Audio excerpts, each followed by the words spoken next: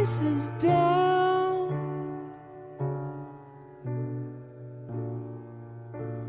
Feed you to the hounds,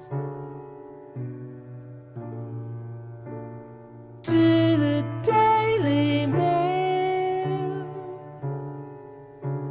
Together, together.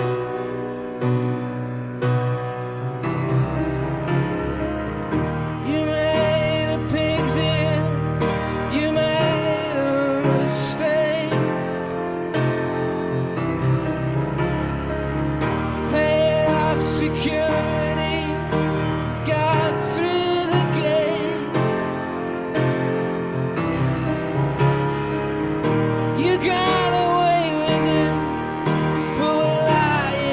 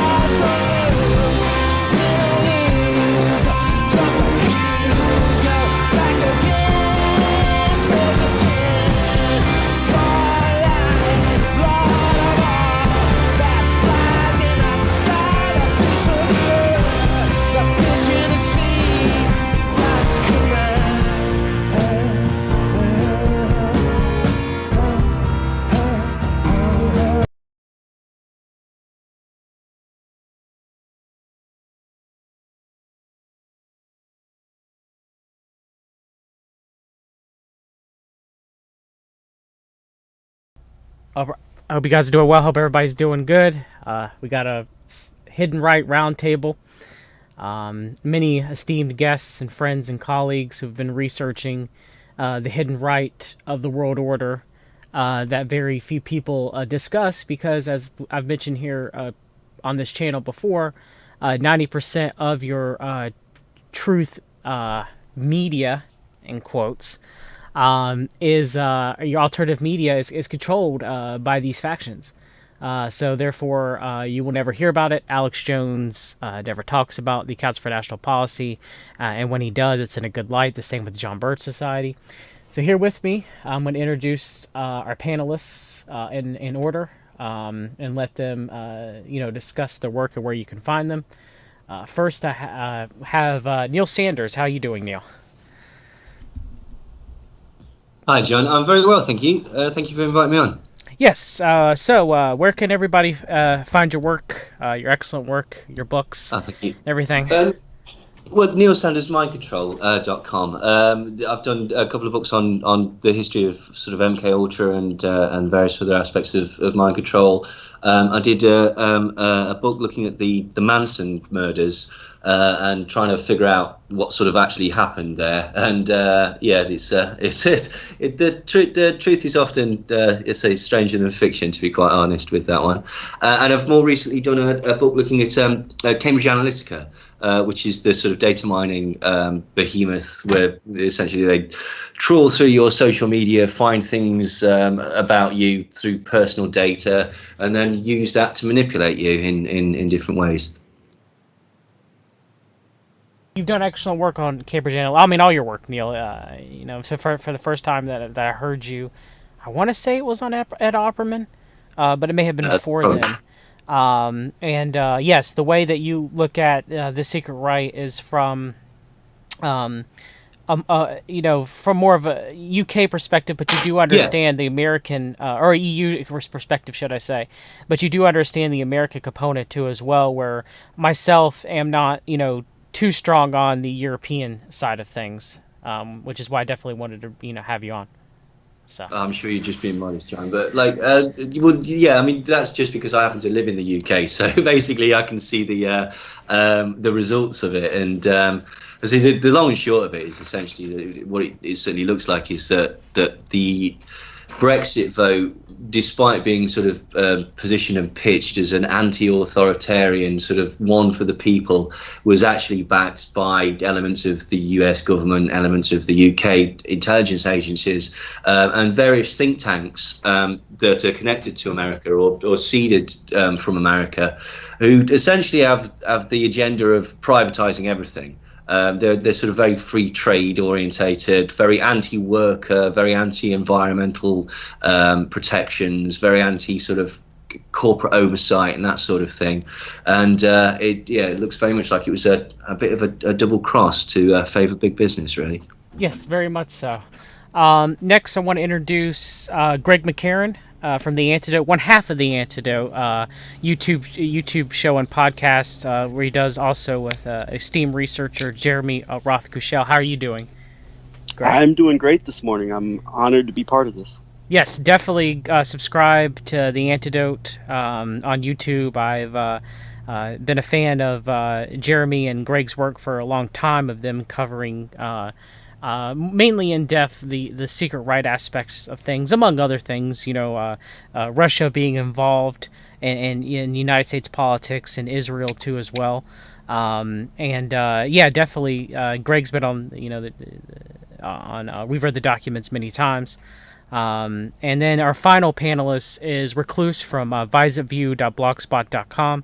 I want to thank Recluse for joining us. Recluse has been blogging on the hidden right, among other things, for how many years now? About 10 years now, Recluse, give or take, on your blog? Yeah, it'll be 10 years in October. So definitely go visit visiview.blogspot.com. I knew when I first heard Recluse on the Higher Side Chats, it's been probably, I would say, about 2 years ago, maybe 3. I think it was 3. And I started, learning about the Council for National Policy, that I knew that he was also a fellow researcher who knew about this nexus and was well versed in it. And I've had Recluse on many times. I've also been on his podcast or YouTube stream that he does with Frank Zero called The Farm, which everybody should go subscribe to that. Recluse has done excellent work exposing the hidden right. To start with, why don't we discuss the John Birch Society? I guess you could say in America before then it starts with the America First and the Regneries, but we won't go that far back. So the John Birch Society was started by Robert Welsh Jr., who was a candy maker from Greensboro, Winston-Salem, North Carolina area, and supposedly he got his funding, according to Eustace Mullins, who used to be a part of the John Birch Society, and Josh Reeves also mentions this too, from the Rockefellers. The Rockefeller family bought out his candy company and gave him the seed money for the John Birch Society. So John Birch is where the modern day conspiracy movement that we have, a lot of it is pushed forth by the John Birch Society.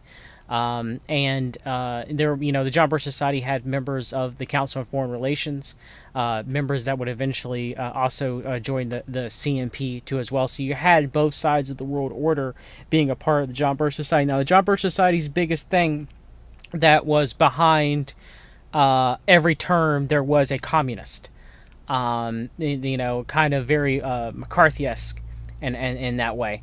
Even though Robert Welsh did start to give speeches about Illuminism being an issue, and may have actually eventually led to him talking about Fabian socialism, which I don't think he ever did. And Welsh was eventually kind of downplayed because of his war with William F. Buckley Jr. From the National Review, and though Welsh still was had power over the John Birch Society until his death in 1985. It kind of buried him, and he didn't have so much of a huge view or a huge role on it in its later years, because when he started, kind of looking at things outside of what the world order had in mind for the JBS, Welsh was kind of pushed off to the side of the society that he thought that he started. And I'm not saying Welsh was our guy. I'm just saying that it is very interesting about Robert Welsh. And I do think that his intentions were somewhat noble. But of course it did not end up becoming that, especially with John F. McManus, the Jesuit, being in power of the John Birch Society since then, and being on Alex Jones' show quite frequently. Is there anything you guys want to add or discuss about the John Birch Society? Well, there were two families also involved in the early JBS that would go on to really have a profound amount of influence in American political society going into the latter half of the 20th century. One of them, which probably isn't very surprising, was the Koch family. The parent, the father of David, and the other one had been a John Birch Society member. But another one, Frank Koch. Yes. Was the father. He did help found the John Birch Society. But one that might be a little bit more surprising was the Buffett family. Howard Buffett had also been a member of the JBS, and that is, of course, the father of Warren Buffett, certainly one of the more archer globalists of the early 21st century. I found that in my own research, too, as well. Recluse and the PowerPoint presentation that I gave on the John Birch Society and the CMP at the Shoot the Moon conference back in October, that Billy Ray Valentine had put together. Shout outs to Billy Ray. I discussed. A lot of people don't realize. You're right that most people that think of Warren Buffett, they think that he read the newspaper and was able to pick out some good stocks, and he was able to learn financial knowledge from a very young age, and that's how he became rich and. Billionaire, but no, his family was wealthy from the very beginning. Of course, the Buffetts, Warren Buffett had a big connection to the Franklin scandal, but that's more talk for a later date. Neil and Greg, do you have anything to say on the John Birch Society? Anything you guys can think of? Well, let's. I think this is pretty well known, but I'd reiterate that Alex Jones is career has very much been shaped by the John Birch Society. He even credits the book None Dare Call It Conspiracy by, I believe, Gary North was the name, correct? And Gary Allen as being his inspiration for getting into type of conspiratorial type of coverage he's put out for so long. So Alex Jones has got JBS, John Birch Society, written all over him, and it seems to be a combination of John Birch Society and more John, as you've discussed more and more recently, aspects of the Scientology movement that have been at the forefront of shaping Alex Jones and InfoWars perspective and narrative on the issues going back to the mid-'90s when Alex Jones first broke into commercial syndicated broadcasting. And so Alex Jones's background is heavily John Birch Society influence, and it's still very important to understand JBS in terms of the modern conspiratorial movement as we know it, going back to the aftermath of the Roy Cohn McCarthyism days, being at the forefront of pushing the controlled Cold War dialectic that America could fall at any moment to communism. So. Yeah, absolutely. I don't know if people know this, but during the sort of campaigning for Donald Trump, which apparently Alex Jones was paying like witnesses thousands of dollars to say that they've been raped by Clinton. He was the person that was behind that, which means that InfoWars was intimately connected with the Trump campaign. He was advertising Trump as being a John Birch president. I think the actual quote that he said was, Donald Trump is a John Birch president. It's pure Bircherism, I believe, is what he said. But I think Donald Trump's father was actually a member of the John Birch Society, or it's been suggested that he has as well. Yes, he was. He was, Neil. You're right. Yeah. Alex Jones also mentions that Fred Trump was a member of the John Birch Society as well. On that note, Alex Jones, I've heard him on air talking about how a combination of Fred Trump and Roy Cohn, who were both connected to John Birch Society, trained Trump in how to, in educating him about the New World Order and about globalism. So, I bet they did, but not in the way that he means. But it was what I find interesting is that they're basically, as you quite rightly say, the very strong sort of anti-communist bent that they've got running through it, where everything is communist. Plot and blah blah blah, and it does raise questions whether these wealthy industrialists that founded this thing, whether they were genuinely worried about communism, whether it was just a way to demonize the concept of anti-capitalism in any sense. Do you know what I mean? Or whether it was all just a big sort of put on because they knew that it was a useful or a usable enemy. And I think it's incredibly interesting that basically that's what we're getting nowadays, particularly in American alternative media. Everything is suddenly apparently the threat of socialism, and we're going to go back to being like Venezuela and, you know, things like this. And it's, to me, from an outside perspective, it just screams John Birch, and none dare call it conspiracy, as you quite rightly said. Yeah, and I think this is something that both the U.S. and the U.K., I'm sure the U.S. and Europe, with Europe's recent, quote, populist revolution that's been over there. I mean, I use that term in quotation marks, but it's very much now you have, as a result of all these decades of propaganda, you have this incoherent nonsense that communism, radical Islam, any type of liberalism are all completely 100% connected together, and like just this in this absolute these narratives don't, like, you know, it does not make sense that they're diametrically, at least on the surface, diametrically opposed to each other, are all part of the same grand global liberal socialist communist Chi-Com leftist conspiracy to subvert America and all things good and conservative and nationalist. Well, I mean, like the simplest way of looking at it is basically everything that seems to be bad is everything that's not conservative. And then it's like, well, that's a bit of a coincidence, isn't it? That's lucky that we stumbled upon this group that has all the answers, then, isn't it? And it's like, you know, but you know, you're dead right. You also have I mean, look at all. It's same with the CMP when we get to that, but everyone who you know founded the John Birch Society. You know, you have Rockefeller funding. You know, Eustace Mullins in his book Murder by Injection said the Rockefellers were also active on the right-wing front, in right-wing quotation marks, to their sponsorship of the John Birch Society. To enable Robert Welsh, a 32nd degree Mason, to devote all his time to the John Birch Society, Nelson Rockefeller purchased his family firm, the Welsh Candy Company, from him at a handsome price. Welsh chose the principal officers of the John Birch Society from his acquaintances at the Council on Foreign Relations.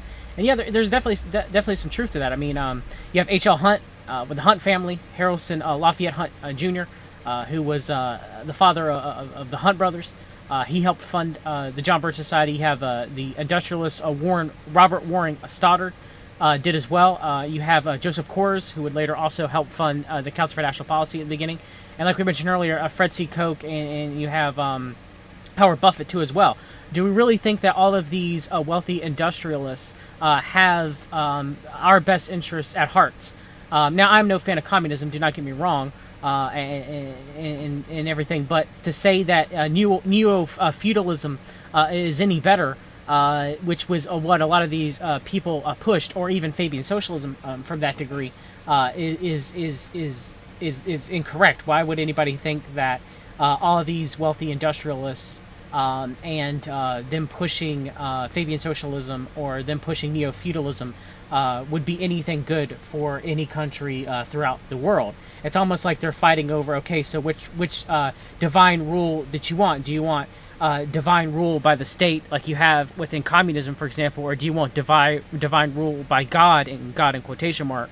But some sort of neo-feudalist type state that you would get being pushed by, you know, the people on the hidden right, and that's what they want to achieve. And John Birch Society is no different from that. They tell about the ills of communism, but leaves out the ills of what the right side of the world order has done, and we'll get to more of that, you know, later on when we talk about the Council for National Policy. But yeah, I don't think any of these people have our best interests at heart.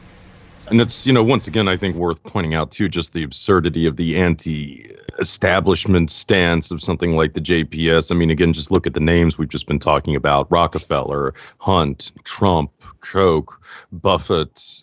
You know, these are all pretty much the names of our current ruling dynasty of elites, essentially. So, yeah, this was not an outsider group by any stretch of the imagination.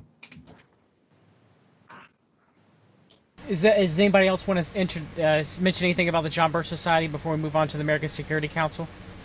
I find interesting something very interesting I find about the early history of the John Birch Society, and that was the quote feud that developed in the early 60s over the direction of the conservative movement between the founder of JBS, Robert Welch, and William F. Buckley, the CIA founder of National Review, who's it's actually his first book was put on the map by, we might mention this name later on, Regnery Books, God and Man at Yale, which was what got him into the national eye in terms of being a political commentator and all things related to that. But this early feud, it seems it's interesting how through like the history of this like hidden right, you have these rivalries. I think a lot of them are kind of manufactured rivalries between various aspects, feuds. For example, in his film, The Secret Right, Josh Reeves documented some of like what he perceived ultimately as like fake battles at a higher level over like pseudo opposition to the Patriot Act and how groups would set themselves up during the W. Bush administration to be in opposition to each other. They were really working together at the higher levels. I look at this early influential feud between John Birch Society, Robert Welch, and William F. Buckley as an early example of a dynamic that I think has taken place over the course of decades within this new right conservative movement, where you have this facade of like a serious rivalry going on, but at the end of the day, they're really pushing the same narratives, just that one side tries to be more or less conspiratorial friendly as opposed to the crazy conspiracy theorists who are kind of on the other side, but they're both kind of being propped up and are promoting the same agendas at the end of the day. I think you've seen that dynamic go on for 6 decades now within what we know as the conservative movement. Absolutely. I mean, that's something, I've noticed just in researching the World Anti-Communist League, the Sovereign Order of St. John. I mean, this is just really, I'd say, a revelation of method almost, to borrow a phrase from Hoffman. But yeah, I mean, this kind of, just ridiculous infighting that does tend to characterize the right, in my opinion, is just also absolutely a front on so many levels. And I mean, really, when you ultimately peel the peel back on a lot of this stuff, I mean, you usually end up finding the same 12, maybe 24 guys behind all of these organizations. And I mean, if you get into their personal papers and what have you, I mean, even why these different groups are at each other's throats publicly, they're exchanging correspondences going on about how great it is. And, I mean, it's, just to give an example, General Pedro Del Valle, a Marine Corps general, he was big in a lot of the fascist Christian movements, Christian identity, probably dominionism, tied to the American Security Council, the Order of St. John, all this other stuff. He had publicly taken an opposition against George Lincoln Rockwell, the founder of the American Nazi Party. But I mean, I've got, letters exchanged between these two, and Del Valle's basically like, well, George, we can't really back you publicly because we're a white Christian organization and you're a pagan. So, that's a little awkward. But here's some money, kid. Go give them hell.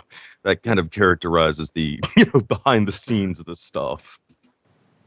I was going to say, I was going to ask about the William Buckley thing, and you've convinced me that basically it was, because if Regnery's publishing his books, then yes, it's all basically the same people. But what it strikes me as is it's giving you options, it's giving you flavors. It's like, to be crude, it's like, oh, you don't like NSYNC. Oh, well, that's all right, because we've got the Backstreet Boys over here who are slightly different. Like in the same way that InfoWars is now the sort of wacky place where people get their news. Whereas, more conservative people, so other people say watch Fox or read, I don't know, Forbes or Blue, I don't know, whatever is the right-wing newspaper at the time.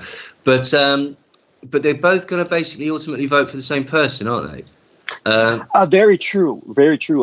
Go ahead if you have more to say. Go ahead. No, that was it. That was pretty much it, basically. They're just giving you options. This is the intellectual course, so you can feel really, really superior and go, oh wow, yeah, I'm erudite like William Buckley. I understand. I'm going to vote for this guy. Yeah. Or you can do that. Do you know that there's people underground in the pizza parlor? I'm going to vote for Trump. Yeah, I mean, hold on, real quick. Let me get it real quick, Greg, for quick second. Just something you guys might find interesting. When I did my research, both Regnery published both the John Birch Society literature and Buckley's literature too, both of them, and that's how they met, was through Regnery. And of course, Regnery, family starting America First movement and everything, and later being, members of the Council for National Policy, and eventually formation of the National Policy Institute. But the thing is, I mean, look at Buckley. I mean, he was former CIA agent, former of the FBI, Knight of Malta, part of Skull and Bones, member of Council of Foreign Relations, member of the Bilderberg Group. I mean, Buckley is as tried and true within the establishment as you get. And Welsh knew Henry Kissinger, and the reason why he didn't publicly criticize Henry Kissinger as being part of like the globalist establishment, which you think he would, was because Welsh wrote to a friend in 1959 that Kissinger lives just 4 houses from me on our street in Belmont, Massachusetts. So how could he? He knew Kissinger. He's probably friends with Kissinger. They were neighbors, So interesting. So. It's so yeah, I do agree with Greg that the conflict between Welsh and I think the conflict between Welsh and Buckley was initially contrived, but I think it did piss Welsh off eventually, and Welsh got kind of mad and tried to sink Buckley, and actually Welsh in his battle against Buckley enlisted the aid of Nelson Rockefeller and kind of launched a counter coup against him because Young Americans for Freedom leadership was loyal to Buckley, and so Welsh was trying to kind of much take it from him. So it's very interesting that he wanted the aid of Nelson Rockefeller to do that in his war against Buckley.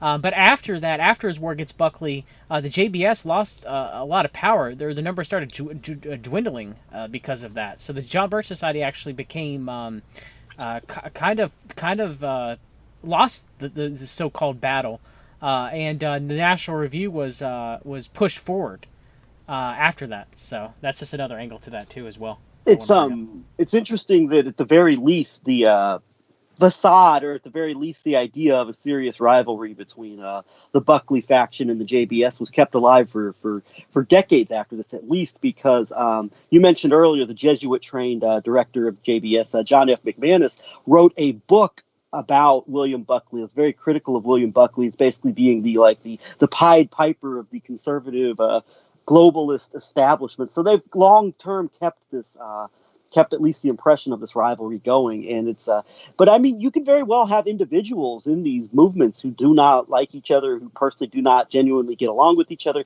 genuinely do not have a desire to, you might have genuinely see a desire to have somebody else taken down on an individual level. But I think the higher levels, I don't think these groups are ultimately going to really expose each other in a truly effective manner, because ultimately I think by exposing one, you're basically going to have to ultimately expose yourself if you really truly go down the route of true exposure of these types of agendas and cliques at a higher level, because there's so much overlap at the higher levels. It's not going to be a true expose of, say, JBS from the National Review clique or of or vice versa. For example, I'll mention one more thing. 5.5 decades later, this comes full circle with National Review publishing its conservative symposium of writers and activists coming together to oppose the Donald Trump presidency. But once Trump gains the control of, or the influence in the favor of the Council for National Policy and the true movers and shakers in the conservative movement, I would venture to guess if you go back and look at those names, probably half to 3/4 of those people ended up becoming pro-Trump. So.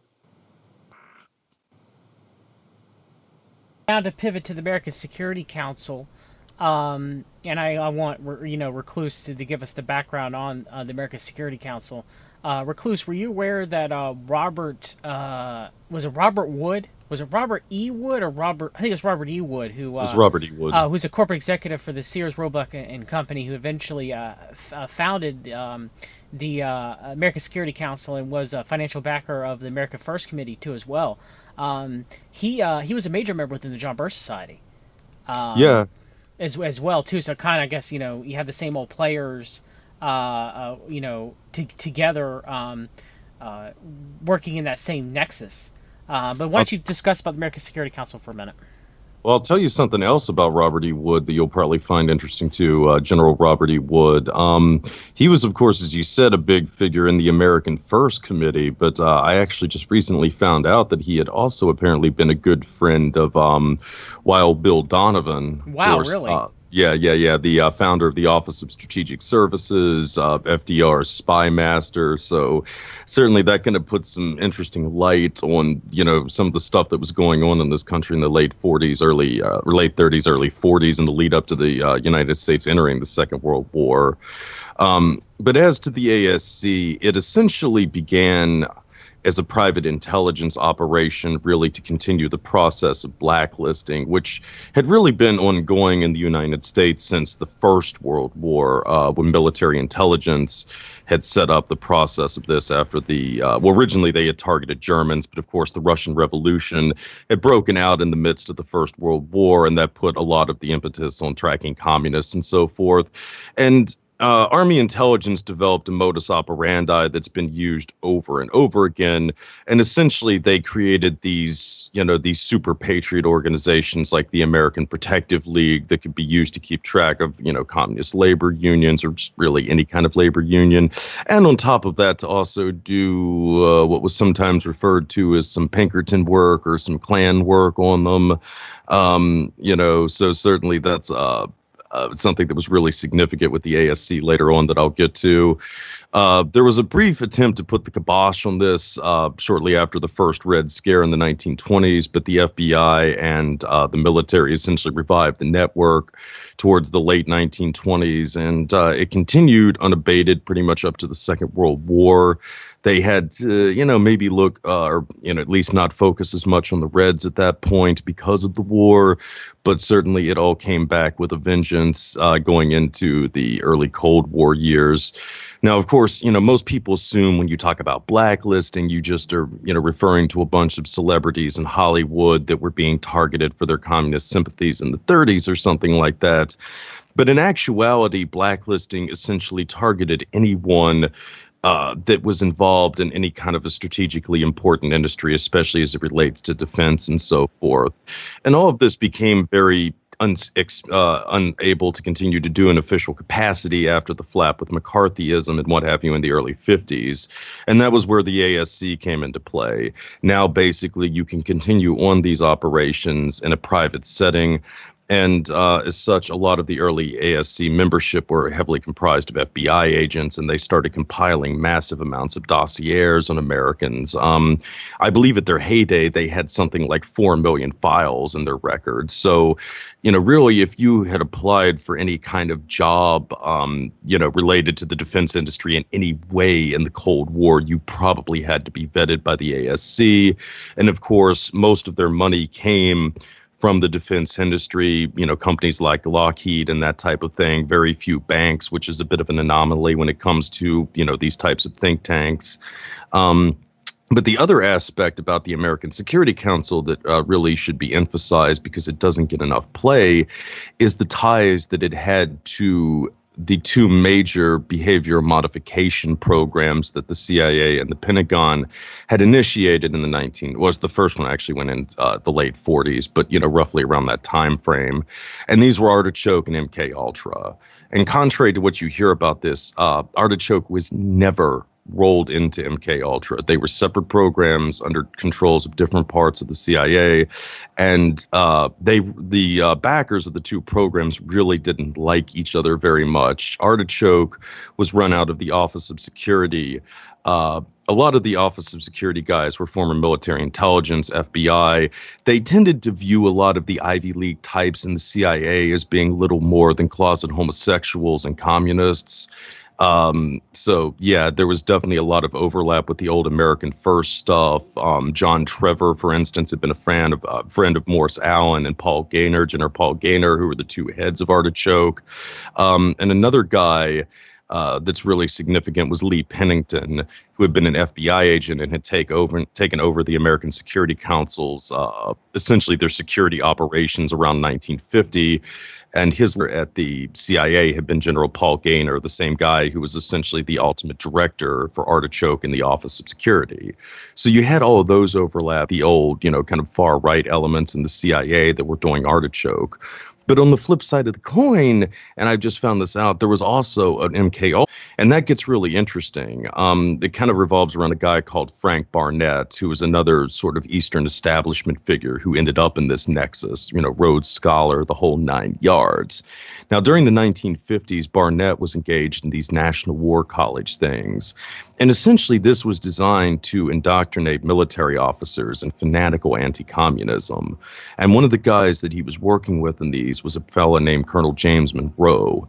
Monroe was one of the big figures in the Society for the Investigation of Human Ecology, which was essentially the funding apparatus for all the MK Ultra stuff. And allegedly, a lot of the funding for this also came from the Rockefeller family, ironically.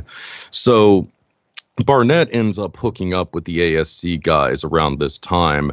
He launches his own really exclusive think tank, the National Strategic Information Center, which is designed to indoctrinate labor unions and also features a lot of other heavyweights. You got Bill Casey in there. You got a member of the Bush family. You've got, I believe, Frank Shakespeare, somebody like that.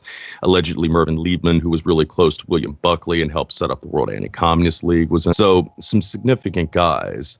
Barnett's also working with the ASC, and you start to see something really interesting with the ASC around this period. On the one hand, you see all this backing of this John Birch type stuff, also some of the other strands of conspiracy culture. You've got the Liberty Lobby, which is where a lot of your anti-Semitic tropes come from. And then finally, you've got the Minutemen, who also had ties to the ASC. This was the connections first to the John Birch Society. I didn't mean to interrupt you, Recluse, but I have connections to the John Birch Society. The Minutemen had people within the JBS, and so did the Liberty Lobby with Willis Carto. Willis Carto is also a John Birch Society member too as well. It's all very incestuous. And the Minutemen, that was the first really major Cold War era militia group. And it was essentially co-opted by Colonel William Potter Gale eventually, who was a military intelligence officer. And it was used as essentially a network to spread Christian identity theology and also a lot of this, posse comitatus stuff, which we would now think of as the free man on the land movement or the sovereign citizen movement and all that other kind of malarkey. Yeah, so, Robert Depew, he was a member of the John Birch Society, who was a big part of the of the Minutemen. So pretty much all of this, your anti-UN, your anti-Jewish, anti-Federal Reserve, your freemen stuff, your militias, all of this stuff goes back to the American Security Council, which ultimately was running these more fringe groups like the JBS and the Minutemen and the Liberty Lobby and so on. And, that to me screams out some kind of psychological warfare operation, which makes the presence of a guy like Barnett working with MK Ultra scientists very ominous, especially since essentially what he was trying to do in the program that were potentially tied to MK Ultra was indoctrinate people in fanatical anti-communism. But it's not just the conspiratorial right. The ASC was very close to the UFO movement. There was a lot of overlap with the NICAP membership, which was the first major civilian UFO tracking group. There was a lot of overlap with the later Hangar 18 mythos, which were really spawned by two American Security Council members, General Curtis LeMay and Barry Goldwater. Bob Lazar and all the Area 51 stuff got a boost from Edward Teller. And possibly for me, one of the really curious names linked into all this was Jacques Vallée, who really, I think, has one of the most interesting interpretations of the UFO phenomenon. He tried to link a lot of it also to fairy encounters from the Middle Ages and demonology and all kinds of other stuff. A lot of his early books were published by Regnery Press, which is certainly an interesting couple of books to come out for a publishing house that was mainly known for stuff like Man, God, and Yale, and usually other conservative tracts and what have you. So if you step back, it really looks like the American Security Council was throughout most of the Cold War the network that was running these alternative communities, essentially the conspiratorial right, and also the UFO stuff, continuing on well into the 80s. I mean, another guy with the ASC was Colonel Michael Aquino, psychological warfare officer in the Army, who I believe has made some boasts about running the UFO field for years. So, it was there was a very compelling psychological warfare element to all of this that I think is little understood, and I firmly believe that it has a basis in these behavior modification programs that the Pentagon and the CIA had embarked upon massively during the 1950s, shortly before the ASC was founded. So how's that, John? Perfect, Recluse. I especially with the whole UFO aspect of it, I find that to be very fascinating. Josh Reeves has spoken something that I believe to be true, that they may try to eventually fake some sort of alien invasion or something to get everybody, closer together. He talks about the supposed deathbed confession of Werner von Braun. And it seems like a lot of these hidden right people push the strong narrative of UFOs, and also give it kind of a new age spin, right? Corey Goode and David Wilcox, as Lee Veltman and I have covered extensively on the John and Lee show with the blue chicken cult, it's very interesting. They kind of frame it as such. They kind of morphed it into the Q movement in modern day times, and then circle back to Aquino. Of course, with Michael Aquino, he was very much involved in the Presidio daycare abuse scandals, and the West Point abuse scandal, and Fort Bragg, California abuse. He co-authored From PSYOP to Mind War with Paul E. Vallely, which Paul E. Vallely is a Council for National Policy member and a Fox News correspondent, and who also, remember the whole Obama is purging the generals out of the United States military, the White House generals, he's purging them. That was a letter that was circled around by Paul E. Vallely. And then on top of that, you have Alex Jones using InfoWars, almost kind of borrowing it from PSYOP to Mind War. There's a war on your mind, kind of that same influence. So it never ends, does it? Greg, Neil, is there anything else you guys want to add to the ASC before we move on to Heritage Foundation? Well, the two things that basically struck me. I didn't know a lot of that, so that's brilliant. Thank you. But the name Morse Allen obviously rang a bell with me, and Morse Allen was obviously MK Ultra doctor. Did a series of supposed artichoke experiments in he was an artichoke doctor. Oh, so yes, and did a series of hypnotic experiments and stuff like that. But one of the things that he did was he produced a film called The Mystery of the Black Arts, I believe. And this was to show the effectiveness of supposed hypnotic mind control. In this, it's a communist Chinese gentleman basically gets into the office of some sort of, or he manages to hypnotize a CIA operative to steal some documents, and he backed this up with some various other sort of live shows and stuff like that, where he showed the way that hypnotic influence can control a person. What I thought was interesting about that was, again, it's showing the thread that seems to be running through this of anti-communism, or a very sort of simplistic version of anti-communism. And then if we go back to the supposed reason that people were getting involved in mind controls, or which was put out by Edward Hunter in his book Brainwashing in Red China, was basically the threat of communist mind control, which again is the same thing. And Edward Hunter was apparently, he confessed in court to being an officer for the OSS. So it just seems that we've got that same thread running through it again and again and again. I'm not 100% sure, but I think Hunter might have known Morse Allen. I know he was involved in that same kind of far-right network of it. I mean, certainly they would have almost surely been able to get into contact with each other through the ASC network. But, and like another thing too, I should point out, as I sort of mentioned before, Artichoke and MK Ultra, there was a lot of hostility between them. There were a lot of anti-Semites, especially in the OS, who really resented Gottlieb. But interestingly enough, there was one guy in the CIA who was keeping track of both of these programs, who knew exactly everything that was going on in them. And that guy was James Jesus Angleton. the inspiration for the Matt Damon character from The Good Shepherd, the longtime head of counterintelligence in the CIA, and also a guy who had a lot of interesting connections. Of course, he was a Knight of Malta, also Skull of Bones, handled the Israeli desk for many years. Angleton, after he finally got drummed out of the CIA in the mid-'60s because of his insane mole hunts, ended up going to work with the American Security Council in one of their subsidiaries.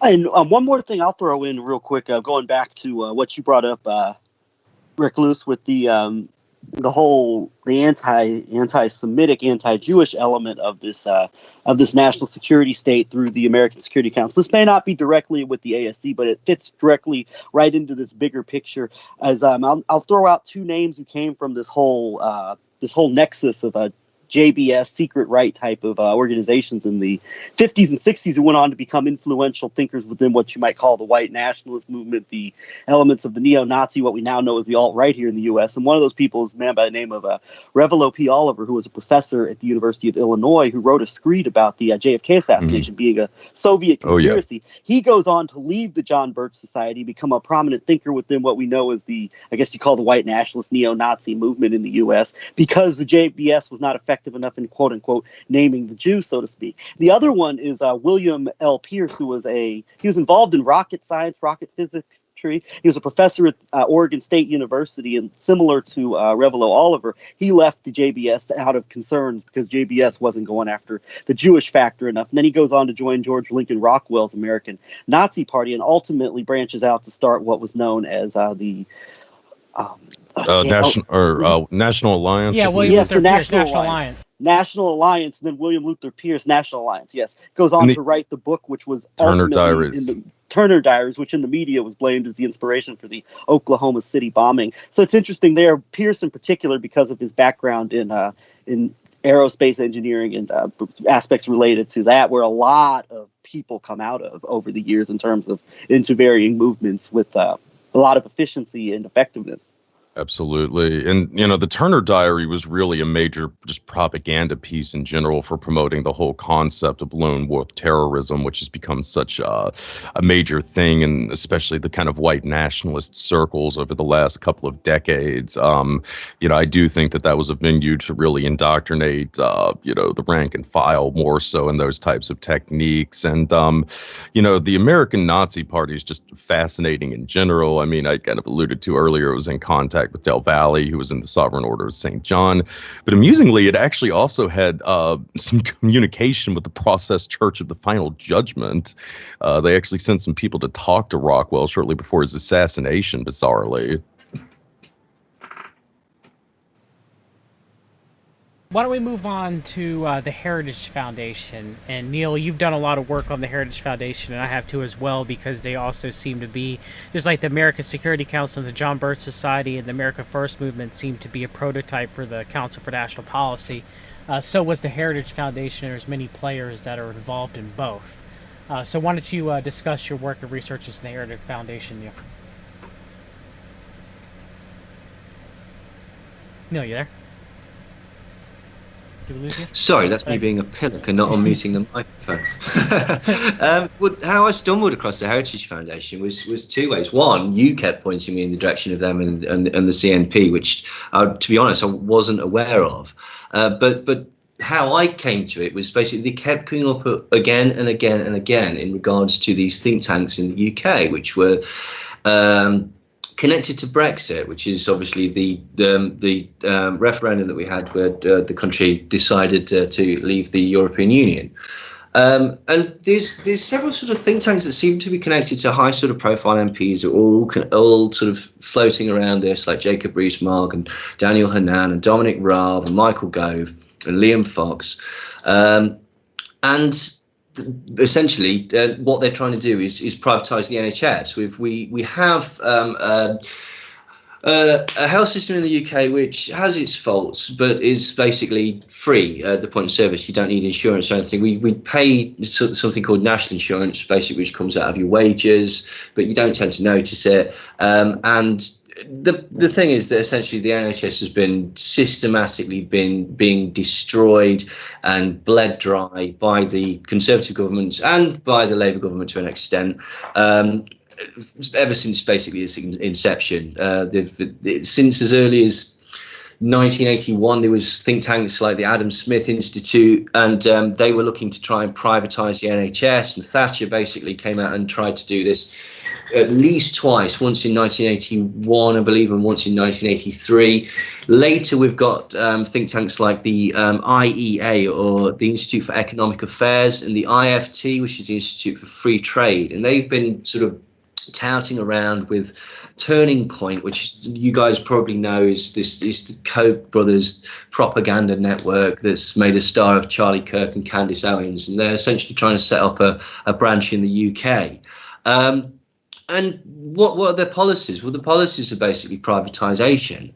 And from this, what I was able to determine was that they have the same connections. They all link back to this think tank called the Heritage Foundation. And if you take it even further, the effect that the Heritage has had on British or UK politics, it would appear that essentially the whole relationship that Thatcher had with Reagan, the whole close relationship, was predicated on the Mandate for Leadership, which is the Heritage Foundation's policy document.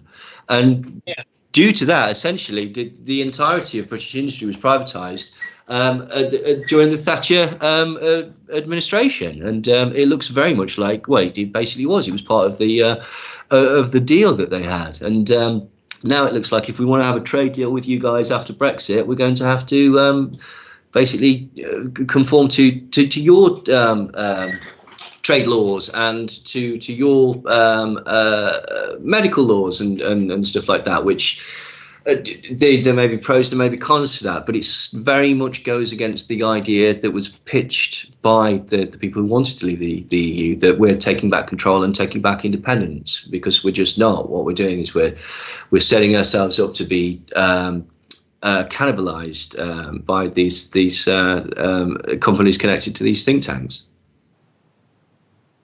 Yeah, very much so, Neil. I mean, the founding of the Heritage Foundation was kind of like a precursor to the CMP. It was founded in 1973 by Paul Ryrick, Edwin Fulner, and Joseph Kurz, who were all founding members of the Council for National Policy, and shortly afterwards were members of the CMP. And of course, Joseph Kurz was kind of one of the financial backers for the Council for National Policy, and the Heritage Foundation also had affiliations with the Thatcher administration in the United Kingdom and Reagan here in the United States, very strongly. And they also, the Heritage has been quoted as advancing and developing the Reagan doctrine, Reagan's foreign policy against anti-communism in Afghanistan, Angola, Cambodia, Nicaragua. Of course, Nicaragua leads to the Iran-Contra affair, and a lot of your Latin American death squads that were in the Reagan doctrine.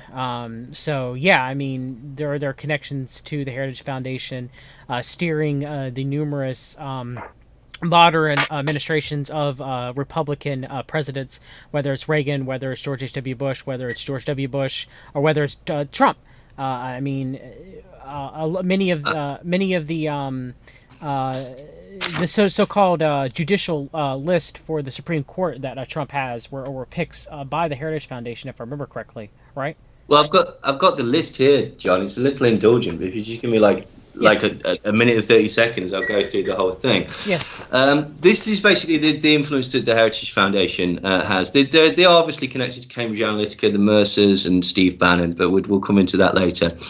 The Thatcher government based its policies on the Heritage Foundation's recommendation to privatise British industry. So British Petroleum, British Aerospace, Cable and Wireless, Amersham International, National Freight, Brit Oil, Associated British Ports, Enterprise Oil, Jaguar, British Telecommunications, British Shipbuilders, British Gas, British Airways, Rolls-Royce, BAA, British Steel, British Water, British Electricity were all privatised at the request of the Heritage Foundation. As you say, the Reagan doctrine in the Reagan administration was based on recommendations from the Heritage Foundation's mandate for policy. The Clinton policy of removing welfare from huge swathes of people in the USA, PRWORA, was a Heritage Foundation policy. Obamacare was actually a policy that originally came from the Heritage Foundation, apparently, as well. Operation Desert Storm was a Heritage Foundation policy. So the IEA, who is desperately trying to privatize the NHS and has David Davis, Boris Johnson, Daniel Hannan, Liam Fox, and Michael Gove, who are all current Conservative MPs under its wing, is connected to the Heritage Foundation. Turning Point UK, which has got Jacob Rees-Mogg, another prominent MP, and wants to privatise the NHS and arrange for the UK to reduce its food standards, food and health safety standards to that of the FDA, is also connected to the Heritage Foundation. Turning Point USA, who made a star of Candace Owens and Charlie Kirk, is financed by the Koch brothers, who are Heritage Foundation, and also Betsy DeVos, who is Heritage Foundation. William Revolutionary, who finances Richard Spencer and whose far-right pro-Nazi grandfather came up with the phrase America First, is also connected to the Heritage Foundation. Dinesh D'Souza is also a Heritage Foundation member. Reverend Jerry Falwell was a Heritage Foundation member, and his political party, the Moral Majority, was also a Heritage Foundation creation. The pro-Brexit Mont Pelerin Society is financed by the Heritage Foundation. The pro-Brexit Bruges Society is financed by the Heritage Foundation.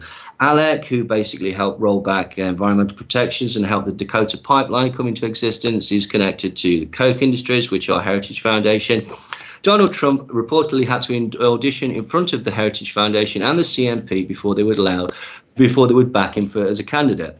So Trump's tax cuts for business, Trump's rollback of workers' rights, they're all Heritage Foundation policy. The attempted coup in Venezuela, which you had another crack at just the other day, was part of Heritage Foundation policy to install a US-friendly ruler who would give OPEC his vote to the USA. And this is connected to the Atlas Network, which that would be Nicolas Maduro. Exactly. Who they tried to overthrow and put in Juan Guaido in Venezuela. Exactly. Here recently. I guess to circle back, I didn't mean to interrupt you. One thing that you mentioned was the Obamacare was hatched by a man named Stuart Butler at the Heritage Foundation, who published a title called Assuring Affordable Health Care for All Americans, and it was a model that Mitt Romney would later use in Massachusetts. So for all these people that say that, affordable health care, that's a leftist, socialist ideal. Well, they got to remember that the CMP and Heritage Foundation, they're Fabian socialists, and maybe they should go back and look to say that it wasn't Obama who originally had gotten the idea for universal health care, even the Clintons. The idea started from the Heritage Foundation, at least in the modern inception of the United States of America in the late 80s. Didn't Bob Dole run on something similar to that as well in his presidential campaign, similar to what became Obamacare? I believe so. Yeah, but I guess what they'll do, like what the alt media will do, is say, well, those are just rhinos or whatever, Republicans, but they'll never expose the bigger network bringing all this together, just like with so many other aspects of it. Speaking of the alt networks, that would be people like Dave Rubin, Rush Limbaugh, Tucker Carlson, Sean Hannity, Laura Ingraham, maybe, Daily Caller, Rebel Media, Gatestone Media, Glenn Beck, all of those sorts of people. All of those, Ben Shapiro too, they all take money from the Koch brothers, every single one of them.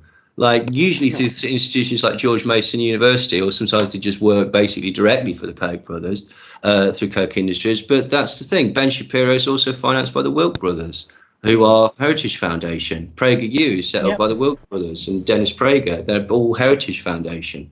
Like, this is the thing. That's your alternative media. This is how they've managed to spin it. I'll as we were saying before, like I'll buy a hat and eat it if Alex Jones isn't connected to these same sort of things. And Alex Jones is Council for National Policy. That was confirmed back in the Secret Right documentaries by Josh Reeves, where he had a clip of Phyllis Schlafly talking about admiralty law at a CMP meeting. How did he get that footage? So wow.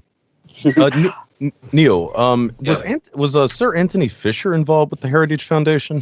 I'm not sure who Anthony Fisher is, I'm afraid. Sorry. Oh, he was actually a really noteworthy British neoliberal economist. He had founded or co-founded the Institute of Economic Affairs, the Atlas Network, right. the International Policy Network, the Fraser Institute, the Manhattan Institute, the Pacific Research Institute, the National Center for Policy Analysis, the Center for Independent Studies, and the Adam Smith Institute. He pretty much seems to have been the major, promoter of neoliberalism across the, Anglo-American sphere, it seems like, through beginning in the 70s up through the 80s and 90s. Interestingly, his granddaughter, Rachel Whetstone, is actually involved with Uber and Netflix and a lot of other stuff. Embarrassingly, I've just gone to the part of my blog about the Atlas Network, and it starts with a bit about Anthony Fisher. So yeah, I did know about it. Okay. That's me. Yes.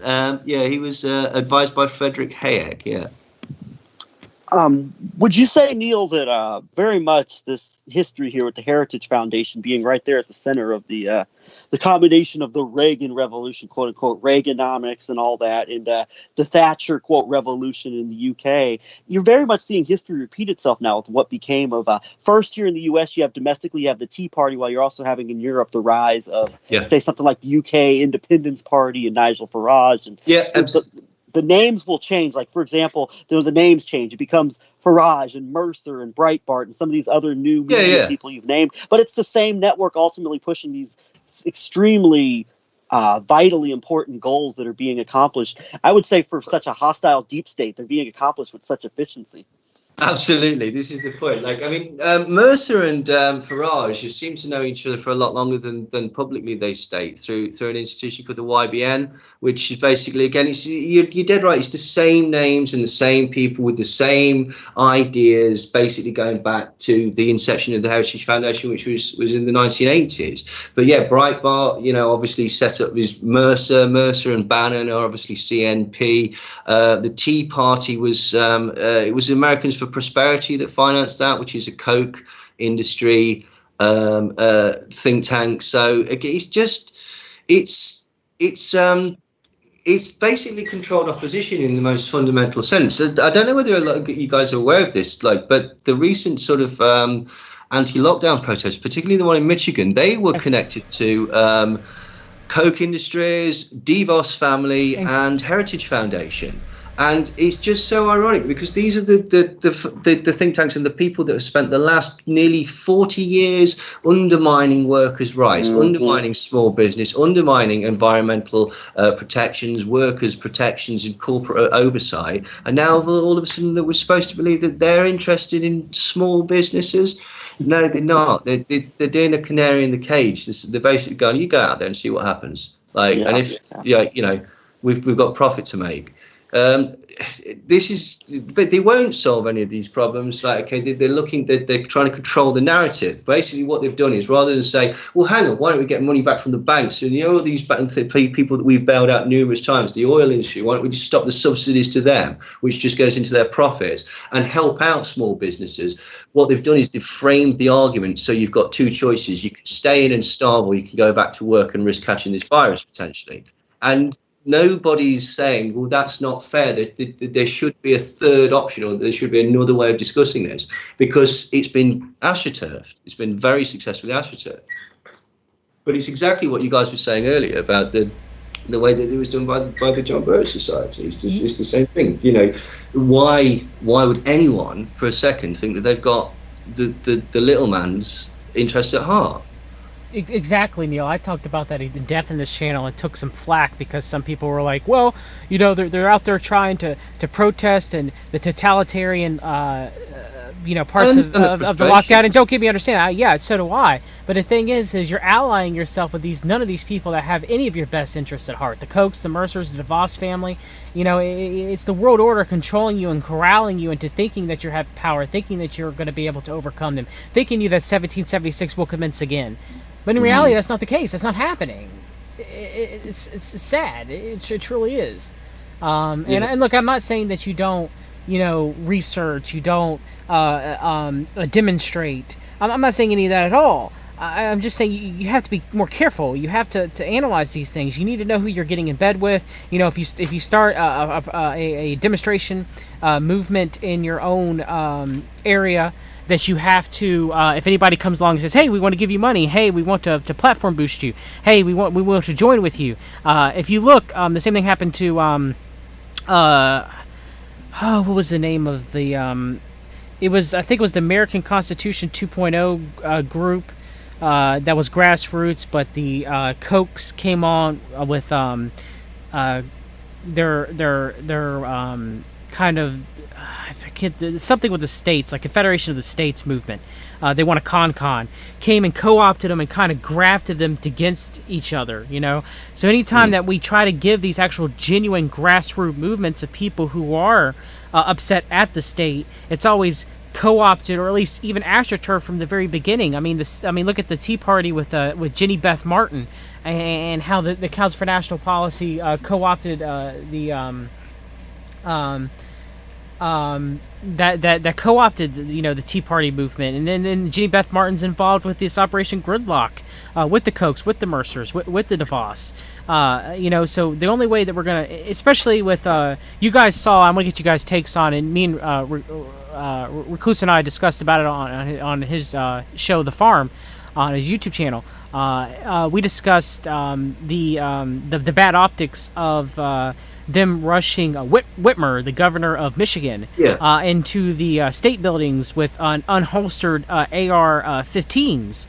I hate to say it, look, yes, the Second Amendment is important. I'm a Second Amendment advocate. It is a losing issue for the Democrats to go against Second Amendment rights. America's love two things. I've always said: guns and abortions.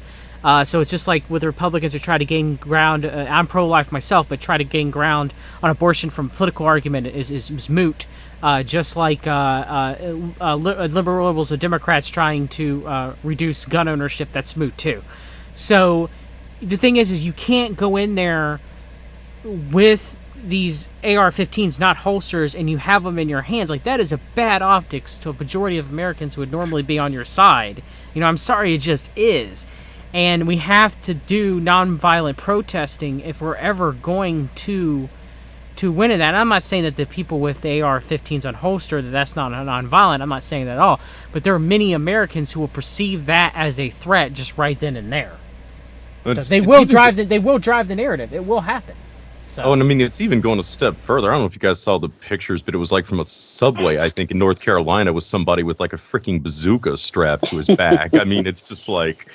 But I was actually thinking, some of this things we've been talking about here just a few minutes ago. I've been thinking actually of this quote by Colonel Michael Aquino that I had just stumbled back on again a couple of days ago, which I think is really relevant. It's we are fortunate that the Auschwitz taboo prevents people from looking too closely at Nazi Germany or from experimenting with any of its regular governmental doctrines, because they work. They are the essence of true political power. Anti-Semitism is relevant to them. It is ironically true that a right-wing backlash in the United States, which is what the neo-Nazis are hoping for, would wipe them out first. If an American Führer does appear, he won't be wearing a uniform with a swastika armband. He will wear a business suit, and he will be calling popular attention to a return to the patriotic virtues of 1776. Crikey, right. So it reminds me of 1776. We'll commence again, folks. That's what fascism is, really. Like, in its most fundamental sort of explanation, it's palingenic ultranationalism, which is basically ultranationalism based on a rose-tinted view of a mythological past that didn't really exist for most people.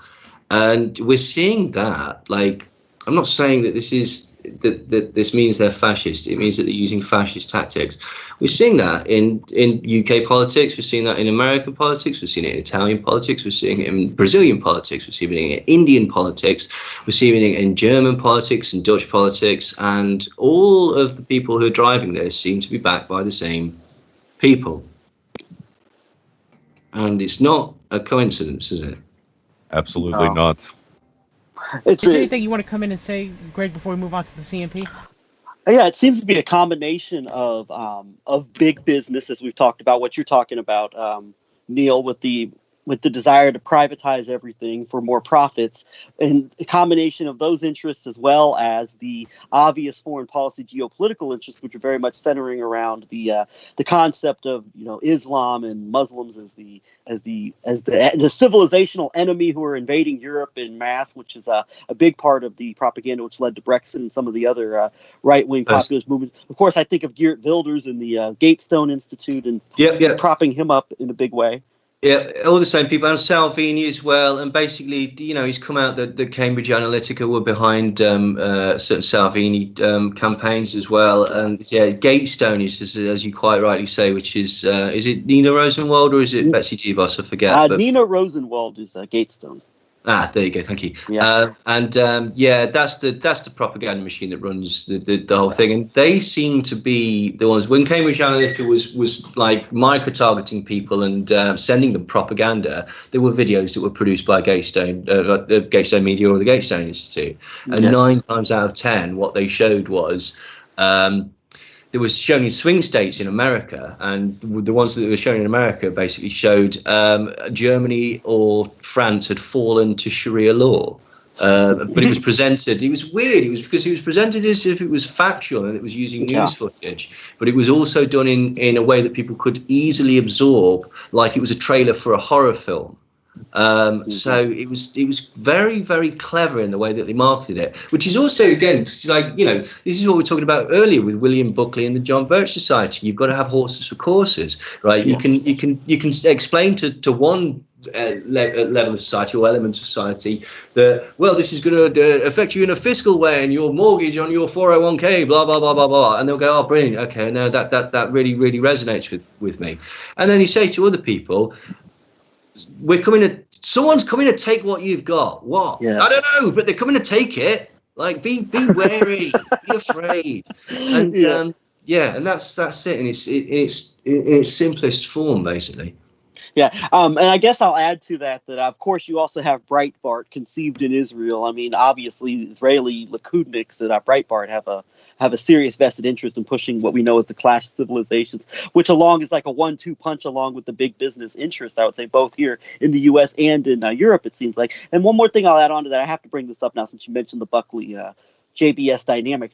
Currently now you have to have multiple flavors out there for different people. Like, for example, if you wake up to one area of propaganda, you still have to have other layers of propaganda for people to fall into. Like, I'll give a current connotation. You have this whole very Zionist-friendly Turning Point USA, Charlie Kirk, Ben Shapiro, Sebastian Gorka type of nexus. And then you have also this rising I just saw him this morning tweet out a meme of Pepe the Frog, Nick Fuentes, and this traditionalist movement where they're the anti-Zionists who are there to, they are against Zionism, but these guys are too soft on immigration, all this and that. But ultimately, they're still backing Trump. They're backing the same tropes and memes ultimately. So it's like you get the different flavors for different people. And that really came to be with this counter CPAC conference that took place in February, where Alex Jones gathered Nick Fuentes and these other people who are they're too extreme for CPAC, but it seems to me just to be another at a higher level of largely manufactured narrative battle between people who are ultimately pushing these same agendas at a bigger level. Totally. And the thing is, right, that some of these people are basically like Miley Yiannopoulos, who've basically been given a script. I mean, they're terribly unpleasant people anyway, with terribly unpleasant ideologies. Not because he's gay, because he's a Nazi. So they were just given a script and they said, I'll do this because I want to be famous. And then these other people that don't realize that they're being fed the crap. And this basically is like the blogosphere. This is people like Baked Alaska, and to a lesser extent, idiots that support UKIP type stuff like what's his name, Sargon and Sticks Texan and all these Sargon people like Mossad. Like what they don't realize, they're all basically saying the same thing, and they're all pitching it as, I'm edgy, look at me, daring to poke the bear that you daren't, because I will look at this from an intellectually unbiased perspective. And it's like, yeah, but you're not though, are you? You're just using this really obviously as a vicarious way to say I'm better than other people, and it's obvious. And but that's the level that this has seeped through to, and none of those people are involved in this in any serious way. They're just, for want of a better phrase, useful idiots. And I don't mean that as an insult. I mean that in the way that they're being used to disseminate stupid information. I see it like this, oh, you have this contingent. Oh, you're awake to the fact that these people love Israel, and you know there's something seriously wrong with Israel and the Zionist movement. Oh, they're not hawkish enough on immigration. Well, we want to shut down all immigration. We're not pro-Israel. Come listen to us. Meanwhile, they're still sending you in the Trump direction, in the direction of the right is still the hope is through the right wing in general. It's just and. So. No, I was gonna say, Grant. I mean, to interrupt you, but the whole thing that's going on right now with Nick Fuentes, who's kind of grafted himself into nationalists. Now, I myself am a civic nationalist, but Nick. Interesting thing about him is he's kind of like, look at me, I'm the nationalist, I'm America first, which America first, regulatory term, And he's like, I'm the stalwart of good values against the weak conservatives like Charlie Kirk, for example, a Turning Point USA with Charlie Kirk talking about how he's against transgender bathrooms and everything, and puts forth like that conservative veneer. But then again, when it came to Lady MAGA and him taking pictures with Lady MAGA and everything, well, that's okay. So it's the same with Nick Fuentes and how he went on a date with Catboy Kami, which is kind of like this person that's on the internet, the Twitter sphere, who dresses up with like cat ears, and he recently got caught allegedly the past few weeks ago grooming underage girls and asking them for pictures of their feet. And people have challenged Nick Fuentes, including Titus Frost, to get him to address the issue and to get him to, admit, hey, and some people too as well, including possibly yours truly, may have contacted local authorities about Catboy Kami.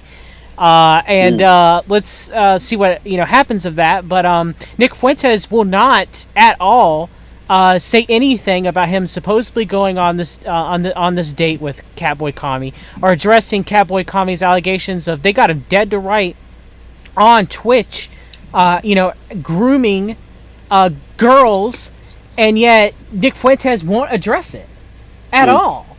So how is that conservative? How is that conserving anything? Yeah. Well, the whole thing, if you look at it like how broad it's spread, it's marketing, isn't it? Right. If you want to look at it from one perspective, it's what Starbucks do. They basically set up as many shops as they possibly can in as many areas. You throw enough balls and enough coconuts, you win a goldfish.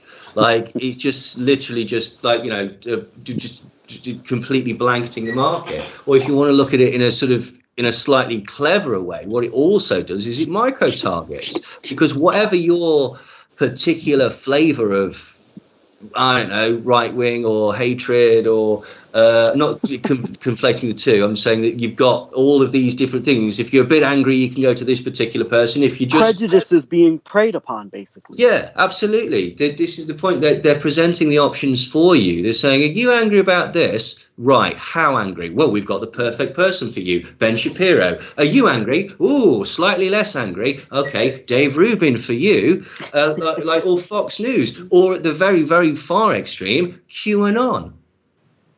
But I have to argue, Neil, the left does have that too as well, though. Oh, no, of course it does. Of course it does, absolutely. But at the minute, basically, it's the right wing that's in control, or in government. Yes, or at least the veneer that the right wing is in control. They could be all together in bed up at the top. Yeah, sure they are. Talking about here, but okay. So I was going to say one last quick point is that it's interesting that both Charlie Kirk and Dr. Sebastian Gorka call their programs America First. It's almost like the joke's on you almost, because Gorka goes and rants about Nick Fuentes being a Holocaust denier or whatever. Meanwhile, they're both ultimately at the end of the day pushing basically the same agendas, and they're both getting propped up and promoted by varying aspects of this. But you see, it's the different flavors for different people, but both under the title of America First, both ultimately, when you really take away the layers and some of the perceived differences, really pushing the same agenda at the end of the day, I'd argue. Yeah, precisely. It's all going down the same plug hole eventually, isn't it? Yeah. So Absolutely. let's move on to the CMP because I know Recluse has to leave in a few minutes. But I one of the modern researchers within the CMP would start when I first watched Josh Reed's excellent documentaries, The Secret Right, Volume 1 and Secret Right Volume 2. And Neil is also a modern researcher in the CMP, and Greg is too, and Recluse are as well, trying to out the secret or the hidden right and try to out the CMP, which we can go look at the membership list of the Council on Foreign Relations, for example, and see who makes up the CFR. But you can't do that with the CMP. It's shrouded in secrecy, except what we've been able to find out searching the internet, or what we've been able to through what has been leaked out in the past. So the CMP was founded in 1981. And we only know some of the founding members of the Council for National Policy. There was one article that I was able to find by the New York Times that said that 50 activists were there when the CMP was founded. But some of those members included, I'm not going to go through them all, Tim LaHaye with Left Behind series, his wife Beverly LaHaye, Richard Vigueri, Paul Ryrick, T. Cullen Davis, Nelson Bunker Hunt, Charles Koch, David Stockman, Lewis Woody Jenkins, Morton C. Blackwell, Joseph Kors, Ed Fulner, Phyllis Schlafly, John K. Singlaub, former founding member of the CIA and member of the OSS, Robert Warren Stoddard, Pat Robertson, W. Cleon Skousen, and former California Senator Bill Richardson, among others, who founded the CMP. And so the CMP, a quote from Morton Blackwell, is a long-term CMP member. The policy of the CMP is that we don't discuss who attends the meetings or what is said. It is membership meetings and projects are all secret. Even though the group enjoys tax-exempt status, it focuses on foreign policy issues. Very interesting, he says foreign policy issues because it is the Council for National Policy, which would be both foreign and domestic policy, obviously. And Lewis Woody Jenkins, there's a quote for him, saying, I predict one day before the end of the century, the CMP will be so influential that no president, regardless of party or philosophy, will be able to ignore the CMP or our concerns or shut us out of the highest levels of government. And the CMP has once said that they hope that they gain influence much as they believe liberals have through such organizations on the Council on Foreign Relations. So that is a setup to the CMP, which I believe is the right side of the world order, equal to the Council on Foreign Relations. Of course, you have Law Cirkel being equal to the Bilderberg Group, Bilderberg Group being on the left, Law Cirkel being on the right. So anything you guys want to mention about the CMP, and I'll talk about later their involvement in the Iran-Contra affair and 9/11, and the Unification Church of the Reverend Sun Myung Moon, and the Latin American Death Squads, and Franklin Scandal and Inslaw, and all that. But anything you guys want to add before we start discussing that? Hey, you got the floor, John. No, we're close. Go ahead. Is there anything else you want to add before? No. I mean, not very much. Just- Just obviously the Dominionist connections, though, I think are really significant with that too, and of course some of the implications for that. Of course, there have been rumors for years that there's kind of a Dominionist cult at the heart of the U.S. military establishment around people like General William Boykin and what have you. Certainly another interesting aspect of the CMP. Yeah, I mean, the CMP definitely puts forth dominionism, definitely puts forth neo-feudalism and kind of a synarchist type governmental structure, a divine rule of kings, and puts forth in a veneer of Judeo-Christian values, Yes. and strong national defense. And kind of puts a paint on that, kind of put, like what I say, like put a lipstick on a pig, right? Because the inner members don't believe any of that. They kind of play Christian conservatives, which I myself, I guess, could be considered one. I am Christian and I am right wing in a lot of my political beliefs. So it is obvious why the CMP roped me into voting for Donald Trump back in 2016. But then I realized that these people were involved in Iran-Contra, which I'll talk about that more, in 9/11 and Franklin Scandal and everything. That people despise the globalists and the CFR, drug trafficking, wars and rumors of wars, kid running, human trafficking, and gun running, and just everything. They're against that, but they'll overlook the CMP because Trump's our guy in our modern time period, and the globalists and the CFR are only evil. What were you going to say, Greg? Oh, I was just going to add on a personal note. You mentioned the cult of dominionism that seems to be, it goes on within the military, but I would say there's a lot of that activity within the within this apparatus. And on a personal note, I was involved in Amway, which of course is the DeVos family for 4 years, and of course through Amway, it's And the very, DeVos very families and big members of the Council for Yes. National Policy, long-term members of the big dominionist pushers.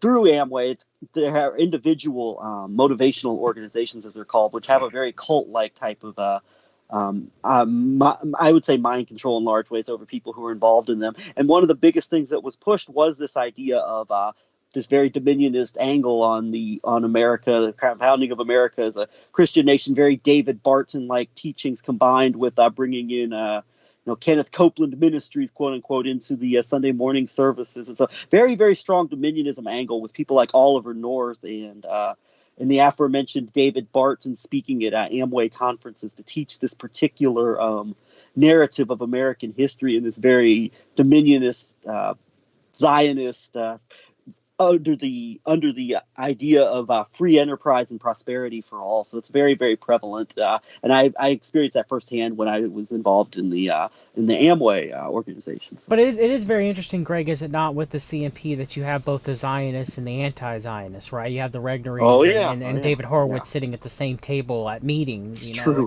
It's very true. It's kind of like they want to control that dialectic together, and get you focused on a single trap. Trap as I guess you would term it, the Jew world order. That there's not other invested power players like Anglo interests, like the Crown, or Swiss interests, or Russian interests, or I didn't see much of the anti-Jewish element within Amway. I mean, it's very, very Zionist, obviously, but it is interesting that much like the rest of the CNP, that it seemed that a lot of the top people in Amway, at least from the organization I used to be a part of, were very Ted Cruz, and they were kind of on the fence about Trump until the CNP got behind Trump, and they're like all gung-ho for Donald Trump. So. And also, Oliver North was a major member within the Council for National Policy even well into the 1990s.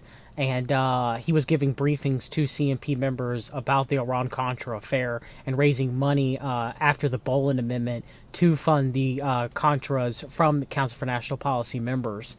And there's AmeriCare pushing as well of CNP funds to the Contras too. You had many CNP members within the board of AmeriCares, like William E. Simon, who's a Knight of Malta member. You had J. Peter Grace, who was first a CFR member, but was later a founding member of the Council for National Policy and Knight of Malta member as of 1991.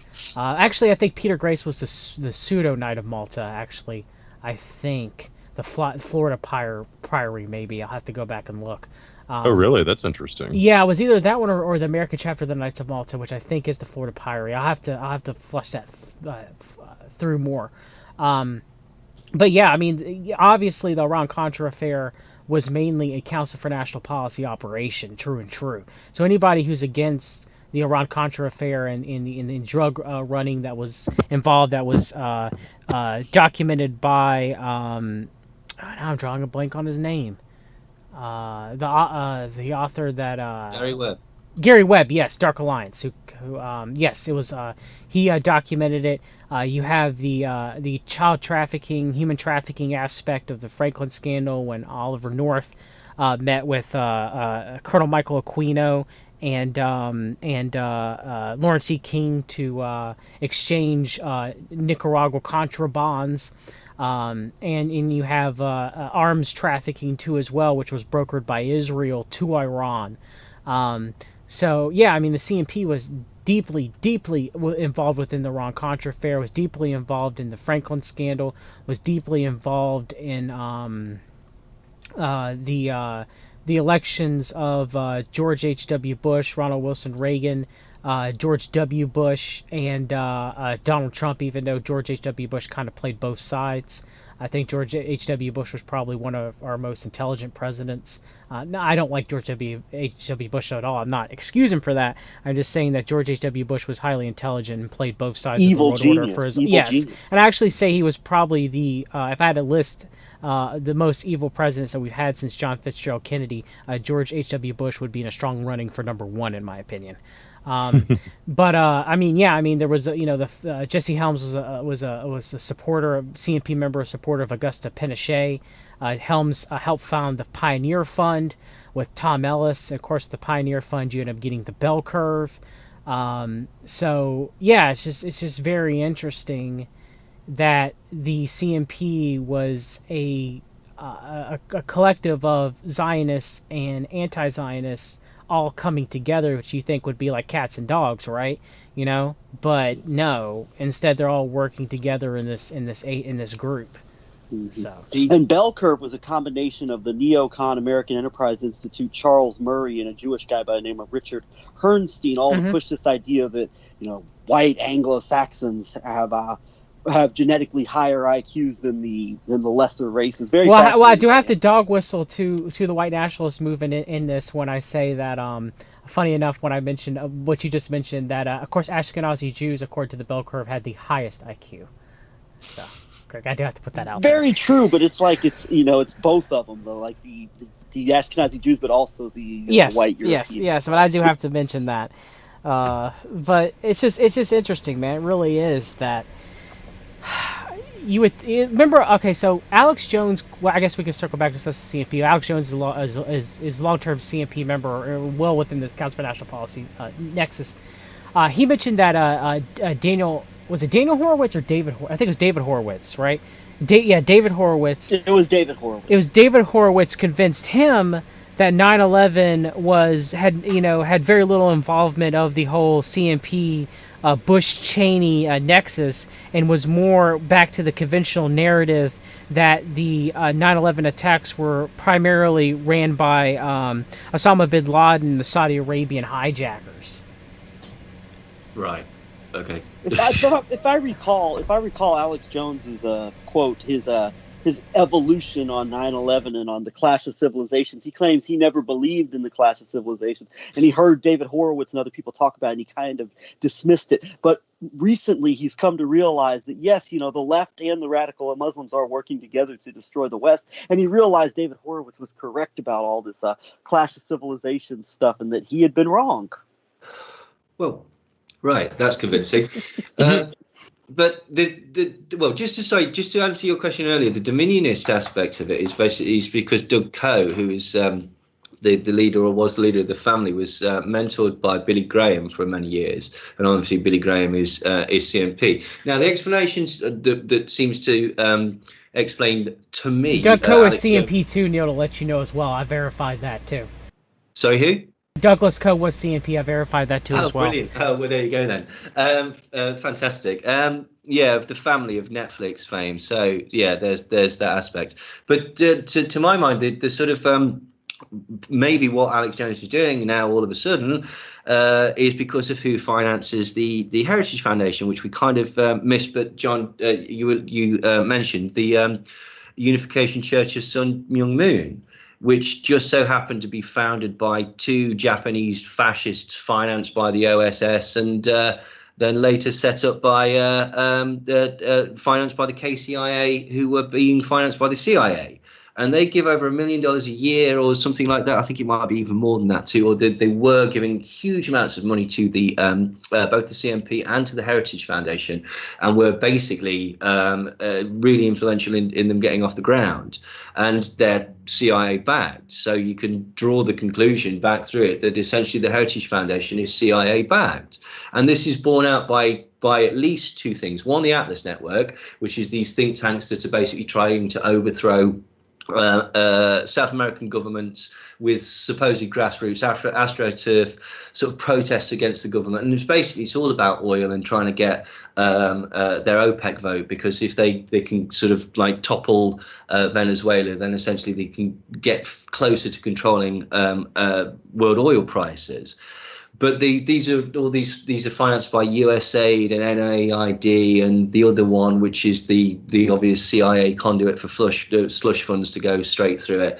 And the other interesting element was that the amount of times that the Unification Church of Sun Myung Moon have come to the aid of either George H.W. Bush or the younger Bush, George W. Bush. Essentially, what they've done on a number of occasions, George H.W., he sort of patronized them on some very, very dodgy sort of things where money went missing and potentially people went missing and stuff like that, but seemed to really publicly patronize the Unification Church. And in return, or seemingly in return, they did lots of things like they moved like thousands of people into an area and registered them to vote. And then voted for Bush or whoever it was that they wanted to get in and stuff like that. So which is ridiculous, really. I mean, but yeah, it just shows the intelligence aspect running through it again. Yeah, very much so, Neil. Recluse, I know you got to go. Is there anything else that you want to say in closing, brother, and where everybody can find you? Sure. Well, one thing probably to point out that I don't know that we've discussed a lot, but I mean, kind of in understanding the different hierarchies.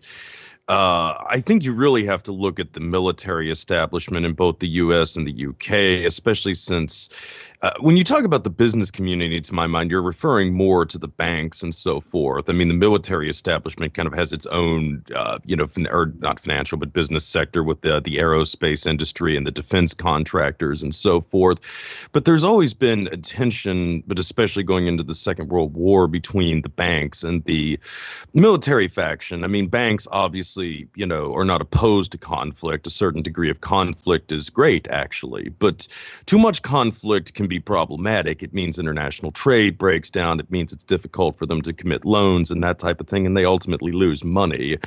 This is why the whole lead up to the Second World War and the rise of nationalism was actually problematic for a lot of the banks. It really cut into their bottom line, whereas it tended to be much more beneficial to heavy industry, which, again, when you kind of go back to looking at some of the families that supported the rise of Nazism, like the Ford family, that was really their bag. But going back to fascism in general, though, I mean, Hitler, for instance, was probably put onto the Thule Society and the proto kind of Nazi party by German military intelligence. In France, the kind of proto-Cagoule network was also very closely aligned by the French military intelligence and the Italian military intelligence. And it seems like this has been kind of a reoccurring theme going into the Cold War, that a lot of these fascist movements have been managed effectively by the different military establishments. And at this point, especially, I mean, I think a lot of this is really obviously centered around the U.S. military, but I think also in the U.K. as well. I mean, Neil, you would probably know this better than I, but according to Jeffrey Gilson, I mean, I think something about the 90s, 1 out of every 5 jobs in the UK was centered around the defense industry or something like that. So, we talk about, I mean, the military industrial complex being pervasive in the United States, but I mean, really, it's every bit as bad in the UK as well. And, specifically, it really seems like when you get into Brexit and Trump, you're really seeing a lot of push coming in the American side from the Joint Special Operations Command, which is your SEAL Team 6, your Delta Force, all those kind of things.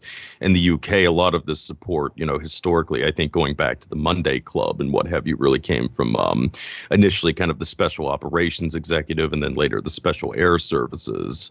So it's a lot of these really elite forces that are pushing this, that have gained a tremendous amount of power, especially since the onset of the war on terror with the private military companies. I mean, now, a lot of these special operators have become millionaires, even billionaires overnight, with the resources to really push the power structure in a way that they couldn't have in prior generations.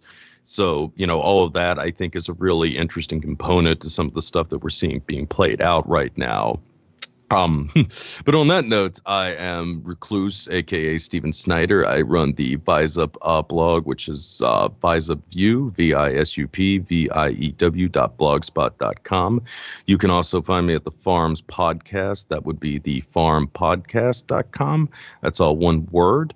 And obviously, I am the author of Strange Tales of the Parapolitical, which is available on Amazon and also at our store, which is the farmpodcast.store/. So thank you guys so very much for having me on. It has been a wonderful and engaging conversation. Thank you, Recluse. We'll definitely do this again. And yes, I've had, definitely purchased Recluse's book, Strange Tales of the Parapolitical. I own a copy of it. It's an excellent book. Take care, Recluse. We'll talk to you soon, brother. Yeah, thanks you guys so much. So, Neil, something I have for you is Dr. Judy Shelton, who the Q disciples push as her being one of the main pushers of returning us to the gold standard. She served on the Bob Dole's 1996 presidential campaign, joined the Trump campaign after she was initially on Ben Carson's campaign in 2016. She wanted Trump to hold a Bretton Woods-style conference where countries would agree to return to the gold standard in 2019 at Mar-a-Lago. She is a long-time senior fellow for the Atlas Network, which she joined in 2010, and they push her book Roads to Sound Money, Return to Gold Standard, Reform the Fed, and Financial Discipline, which is, many things that Ron Paul and the CMP Nexus push forward. What do you say to that? Are you guys aware of Judy Shelton or any? No, I wasn't, to be quite honest. Sorry. A little bit. But yeah, I've been following her ever since. Can you briefly go over, Neil, real quick about the Atlas Network? Real quick, if you don't mind. Essentially what it is it's a whole series of think tanks that are set up in South America to undermine whatever particular government they want to undermine at the time. And what they tend to do is use like students and such like that, and create sort of grassroots or supposedly grassroots astroturf really protests against conditions. And really all it's there to do is to overthrow leftist governments and to try and put a spanner in the works to any sort of hint towards successful socialism. And more more really is to say is to do with overthrowing governments so that they can install puppet dictators or puppet, people who are basically like puppets for American foreign policy, like Bolsonaro. Bolsonaro was put in essentially with the help of the Atlas Network and Cambridge Analytica, and that's been proven that Cambridge Analytica actually worked on his campaign.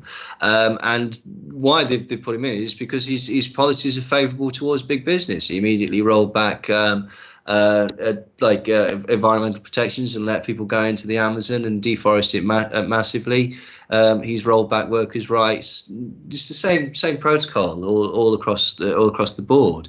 The main thing that they were looking to do was basically get into, as I say, Venezuela, and the reason is that Venezuela's got absolutely huge reserves of oil, so much so that basically just by having a controlling influence over this, you would then be able to combine this with America's, and essentially they would be able to set world oil prices.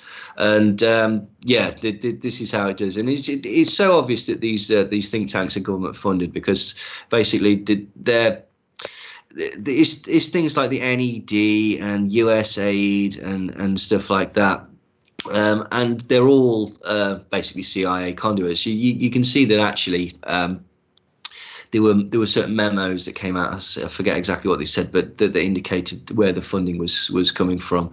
And who was the guy? His name's Alejandro Chaufan, and he's basically he's the head of the Atlas Network, and he gets funding from CIPE, CIPE, which is again connected with the U.S. National Endowment for Democracy, which is, as I say, a CIA conduit, and that's entirely the point. Like they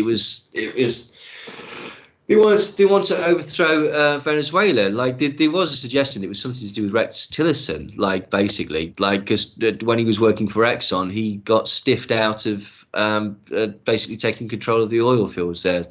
He's slightly more complicated with that, but that's the gist of it. And so he's had a bone to pick with them for ages, and that's entirely the point. They just want to overthrow these governments so they can control the oil. It's really as simple as that.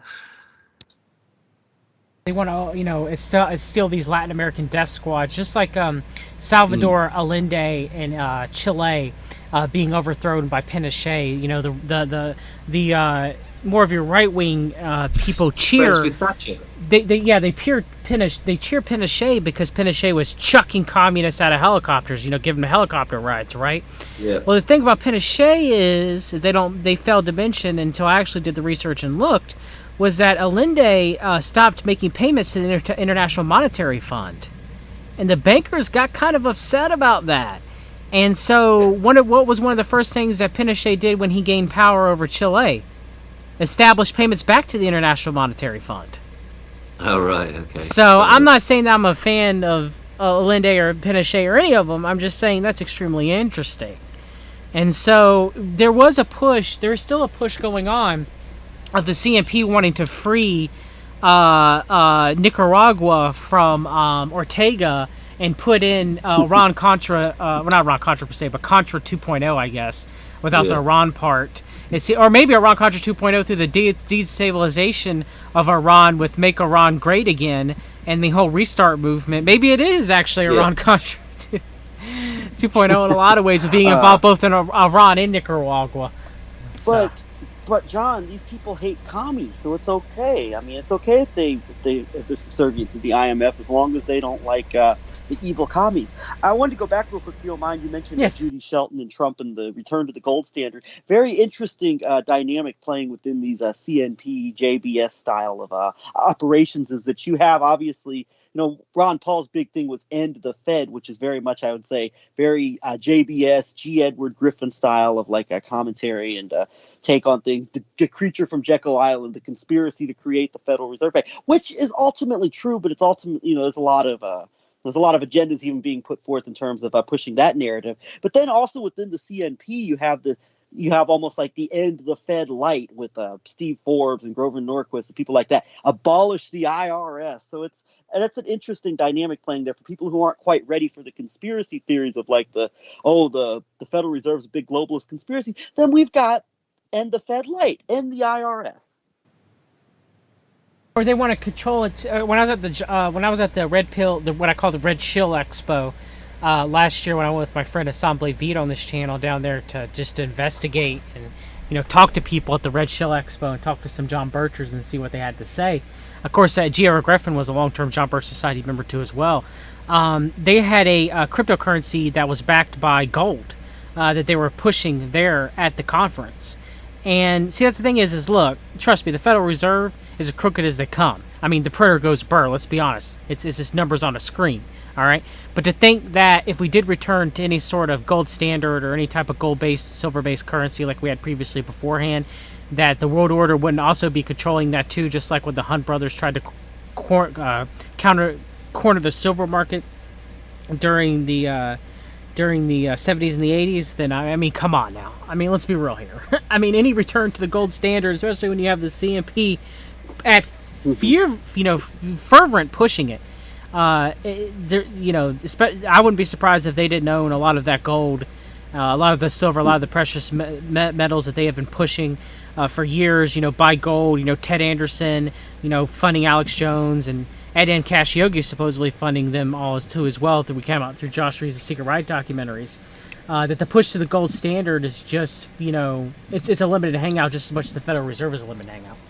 So I guess in general, I'd say with the CNP and what we know about this and what Neil's been talking about so much with the desire to just basically make everything private and all this and that, is that there's a bigger picture at play with whether it's the Ron Paul and the Fed narrative or whether it's this whole CNP and the abolish the income tax, all those type of narratives that play together, is that you have this idea that unregulated free enterprise capitalism is the answer to things. And to me, it just seems like ultimately you'd have Gilded Age robber barons on steroids if you were to just take all of any type of protections for workers or anything like that away. So it's a dichotomy, whereas on one hand, you don't want the government controlling everything, but on the other hand, to get everything, any type of overseeing watchdog out of the way for workers' rights, things of that nature, I think would be an equal nightmare, at least, and maybe even a worse nightmare. Well, yeah, that's exactly right. I mean, that's one of the cons of it, isn't it? When they say small government, they don't mean small government in regards to you. They mean small government in regards to oversight of their money or business or whatever. In some areas, they want massive government oversight. Like, for example, in, I don't know, like if they're opposed to gay marriage, which means that they want government regulation on that particular aspect of it. Or if they're pro-life, they want government regulation on that aspect. What they don't want government regulation of is them.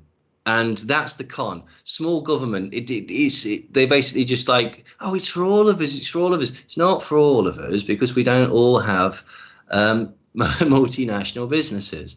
So that's basically, and it's the same thing. It's the same, we're all in it together, make America great again. For who? For who? How? Who's going to do this? What is it that we're going to have to do? And they basically just allow you to put your own particular spin on whatever slogan it is that they want, like take back control in the UK.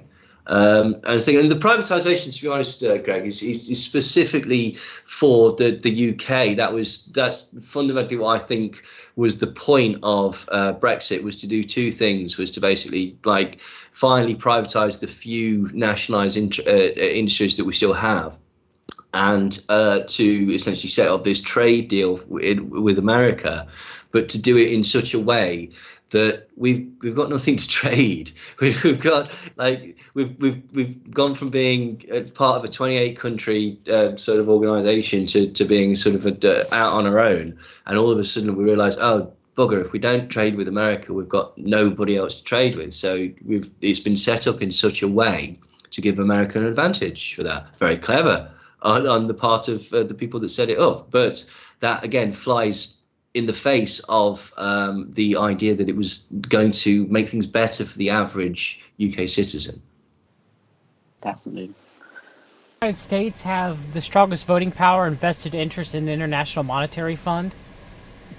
Like, shouldn't we be talking about the IMF in depth? You know, should Alex Jones be discussing it on a regular basis? Well, probably. I mean, yeah, but it's not as interesting as as kids in dungeons under pizza. Especially not when Trump's in power and Trump's actually fighting the deep state. So then it becomes much less interesting, because we're not supposed to look at these institutions as being nefarious as long as like Trump has his people in charge. Yes. Do you guys want to finish up with Cambridge Analytica real quick? Yeah. Neil, right. why don't you start with that, since you've done extensive research in Cambridge Analytica, your book on them, your audio book, are you reading your blogs on them? Why don't we discuss Cambridge Analytica, and we can end for the day. Oh, cool. Thank you. Cambridge Analytica, and it was essentially, it's a data mining and psychological warfare operation. That sounds like I'm being hyperbolic, but it was revealed that this thing is considered weapons grade communication tactics. It is actually considered a weapon of the British government, and it's under export control, which means that if it was used in any scenario, elements of British intelligence and the British government would have to sign off for this. So there would have to be people in government who are aware of the point of this and what it's trying to do. And what it tried to do was two things, and they were essentially both connected by Steve Bannon and Robert Mercer, who basically put money into a company called SCL, which was started by an ex-MI5 spy called Nigel Oakes, and that was doing a similar thing. It's a sort of quasi-governmental organisation with loads of sort of government people on the boards and loads of sort of ex-spies and people connected to British military psychological warfare and US Marines and Marconi Defence and all of these sort of the deep state, for want of a better phrase. And basically Bannon and Mercer bought into this, and they created this company called Cambridge Analytica. And the point of what it does is it micro-targets you. It's an advertising agency that is used to dictate the results of elections. And they brag about this. They brag about the over 100 countries that they've actually, this was SCL, which is the parent company, that they've actually positively dictated the outcome of the election for whoever was the highest bidder. And how they do this is a number of ways. It's mostly using sort of internet-based advertising, clickbait type stuff, and the videos of Gatestone Media and sock puppet accounts and stuff like this. How they do this is they basically bought all your data and stole a lot of other data and set up quizzes. And people answer these quizzes, and they put it into their algorithm, and this AI computer created, like probably with the help of Robert Mercer, who's been involved with AI for years.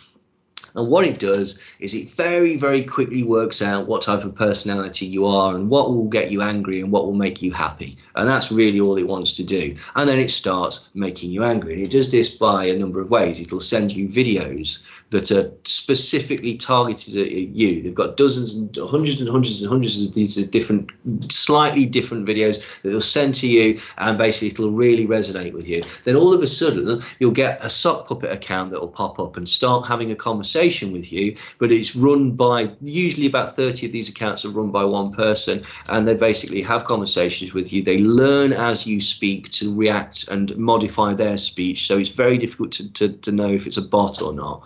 And they'll direct you towards more inflammatory material.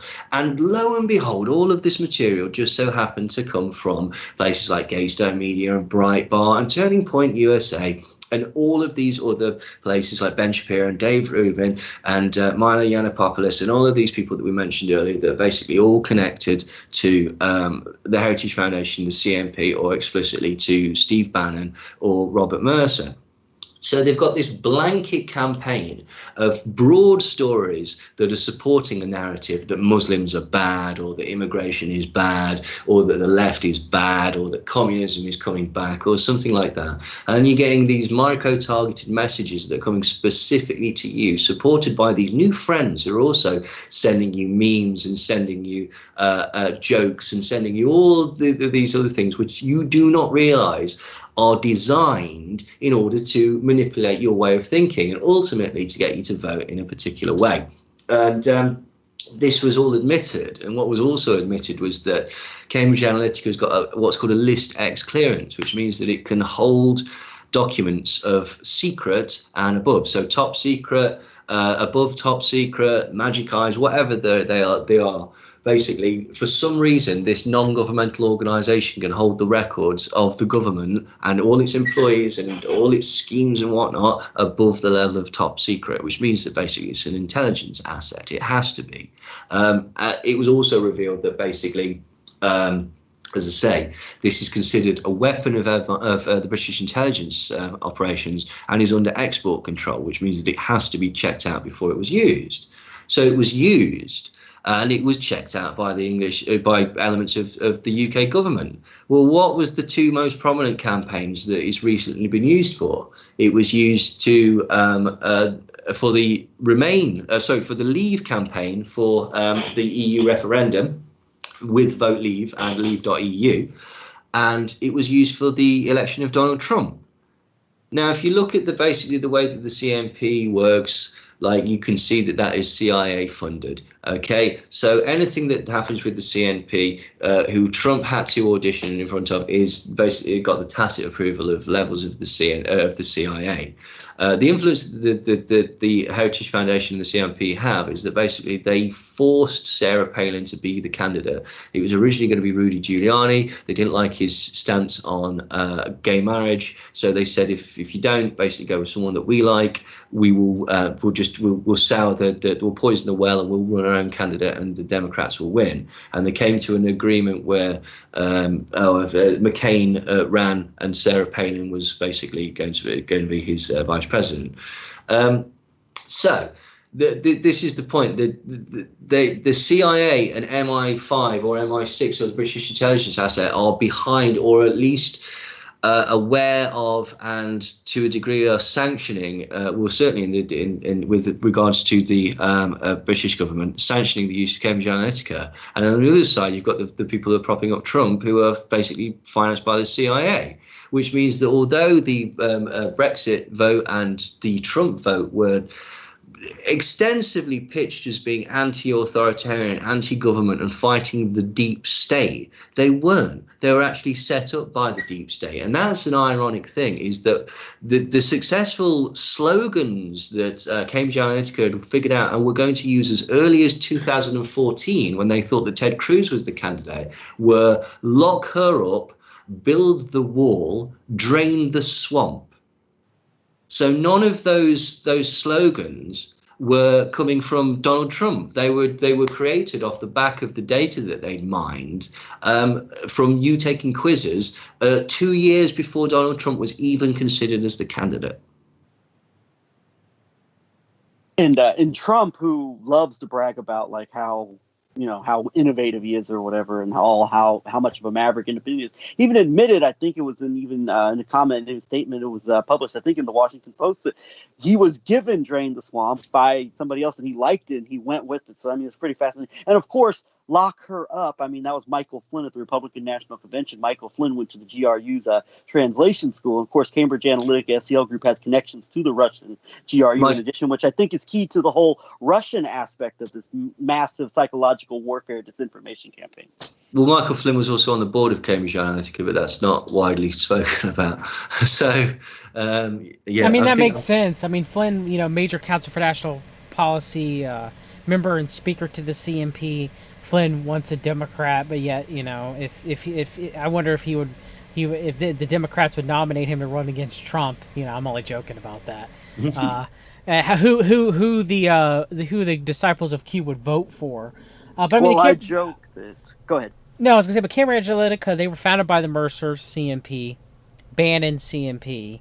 I mean, obviously, there are many powerful, Flynn, CMP. There are many powerful CMP players that were a part of Cambridge Analytica. It really was a mind-controlled operation to get the American public to rally behind Trump in the appearance of the election to go to Donald Trump. That the right and the conservatives would not fight it because their guy was in power. So, yeah, I mean, I fell for it. I'm not ashamed to admit it. I fell for it.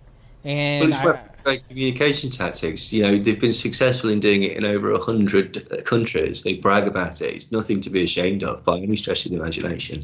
Like, that's exactly how they got to you. There was a guy who was arguing with me about this on the internet, and like on Facebook, you see, I can't be persuaded. And I looked on his timeline, and all his stuff was Turning Point UK and Turning Point USA memes.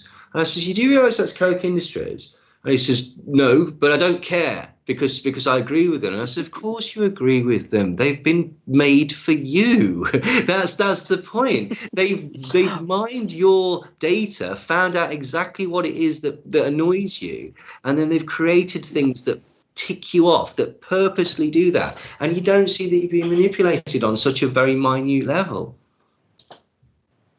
Yeah. It's called micro-targeting, and it's horrendous. But that's where everything's going. This is where the Palantir thing is going, and the big data, and like the track and trace app at the minute is to do with Palantir, and Dominic Cummings' brother's mate or something like that is running it. And like they say, I'm not giving them any more data, but it's not just these aren't the only guys. I'm sure there's dozens. The other one I know about is the Koch i360 device, which basically is exactly the same thing. They're mining data by buying it or stealing it from anywhere that they can, and what they're doing is they're basically categorizing you. They like with the i360, it's not quite as sophisticated as Cambridge Analytica, but what they've got is about 14 different categories of people, and you will fit into one of these because essentially all they're concerned about is sort of economic level and what that economic situation affords you in your hobbies, because that's essentially where they can get you. Do you know what I mean? If you like, they don't tend to you don't tend to get a lot of golf in the inner city, for example, in the UK. There's ways and means of denoting people and stuff like that. And it's just horrifically manipulative. Like, the very point of it is that basically, look, think of it like this, right? Okay, if I've been given a task of trying to scare you or something really glib or trite like that, and I know nothing about you, I can try and jump out on you, but, it's not going to be terribly sophisticated. But if I know 4,500 things about you, which is what Alexander Nix of Cambridge Analytica is basically bragging about. It says every single adult of voting age in the United States, we have at least 4,500 data points on you. It'll be more now. And all these data points can be used to figure stuff out about you on a very simple level. If I know that you're afraid of spiders, well, there you go. I can use spiders to make you afraid. If I know 4,500 things about you that can be used against you, and you don't know that I know them, and you don't expect me to be using these things to try and alter your perception or to rile you up or to get you angry. And we're so immersed in social media nowadays that basically things also skim by, and we sort of pick them up subconsciously. and sooner or later they become truisms, and they're very aware of that as well, basically. And then they also got the connections with Alexander Dugin to all this, Vladimir Putin's modern day Rasputin, and the whole meme magic and chaos magic that was put forth in medic warfare, that was heavily pushed forth by Cambridge Analytica and Russia to weaponize the vote and to weaponize people. It was heavily pushed on 4chan and 8chan. You would see it quite frequently in memes on Facebook and everything. Instead of people actually researching what memes are telling you, most people don't. They just take in that information as the gospel truth, and they go, okay, that's 100% correct, on with my day, I'm going to now use this as my narrative.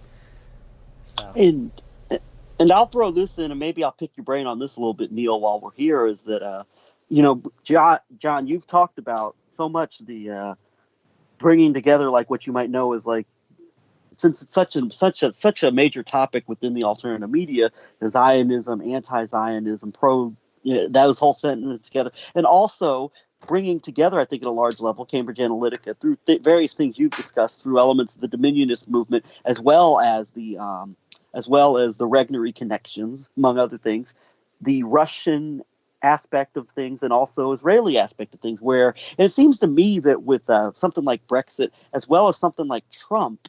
Maybe I'll speak to this for you, Neil, from the European perspective on this, but I can see definitely how Israel and Russia both have respective policies that benefit from something like Brexit and from the rise of these, quote, populist governments. I will say real quick, like with Brexit, for example, Russia and Israel both have a mutual disdain for the European Union for various reasons, for example, and would like to see the EU as an institution be weakened. And they see the same thing with the people surrounding Trump. They don't like the European Union. They don't like these global institutions for, or at least want to control them. Now, I would only argue great Russian geopolitical goals, Israeli Zionist goals together, I think in a very obvious way, but in a very deep way. I would only argue, Greg, right. there's a possibility that it may be that they just appear to be that way, but they all are working towards a one world government in some fashion. It's the whole grand scheme of things. Are both of the sides of the world order connected at the top by some, and it's kind of like a mafioso arguments between the right and the left version of the world order, or are there true ideological differences and they are separated? The CMP and Lars Herkel want to push more of your synarchist neo-feudalism, and the CFR and the Bilderberg Group, the Trilateral Commission, want to push more of your globalism, one world government type aspect. We really don't know.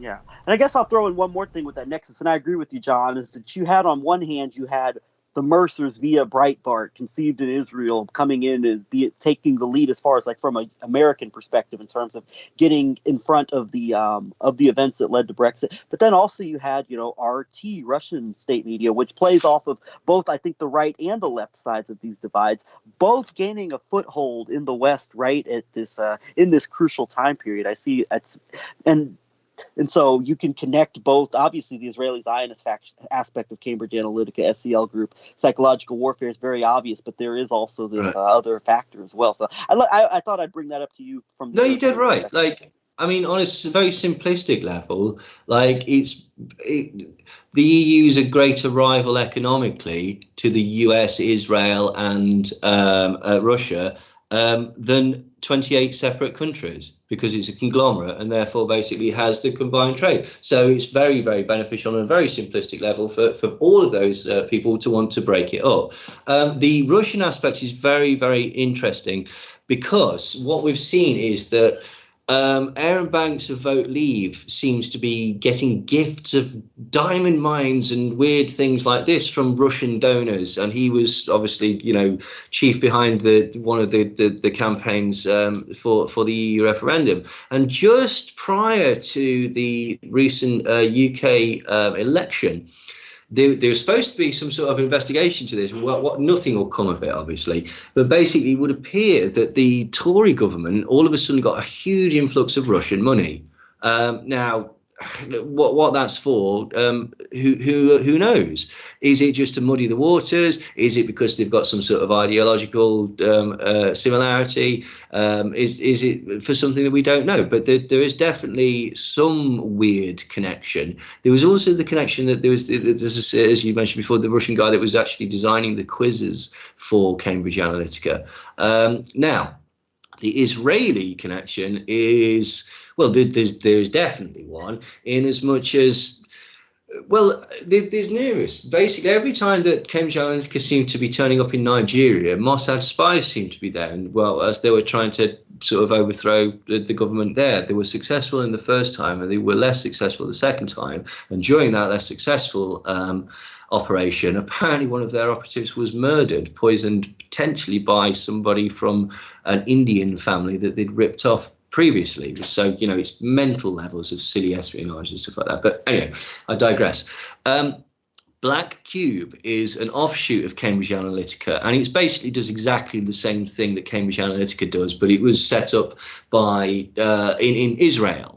And it's under export control, but this is now to the Israeli Defense Forces and Israeli intelligence, as opposed to British intelligence. But there is a connection through a gentleman called Vincent Chengui, and I don't know how to pronounce his name, so that's wrong.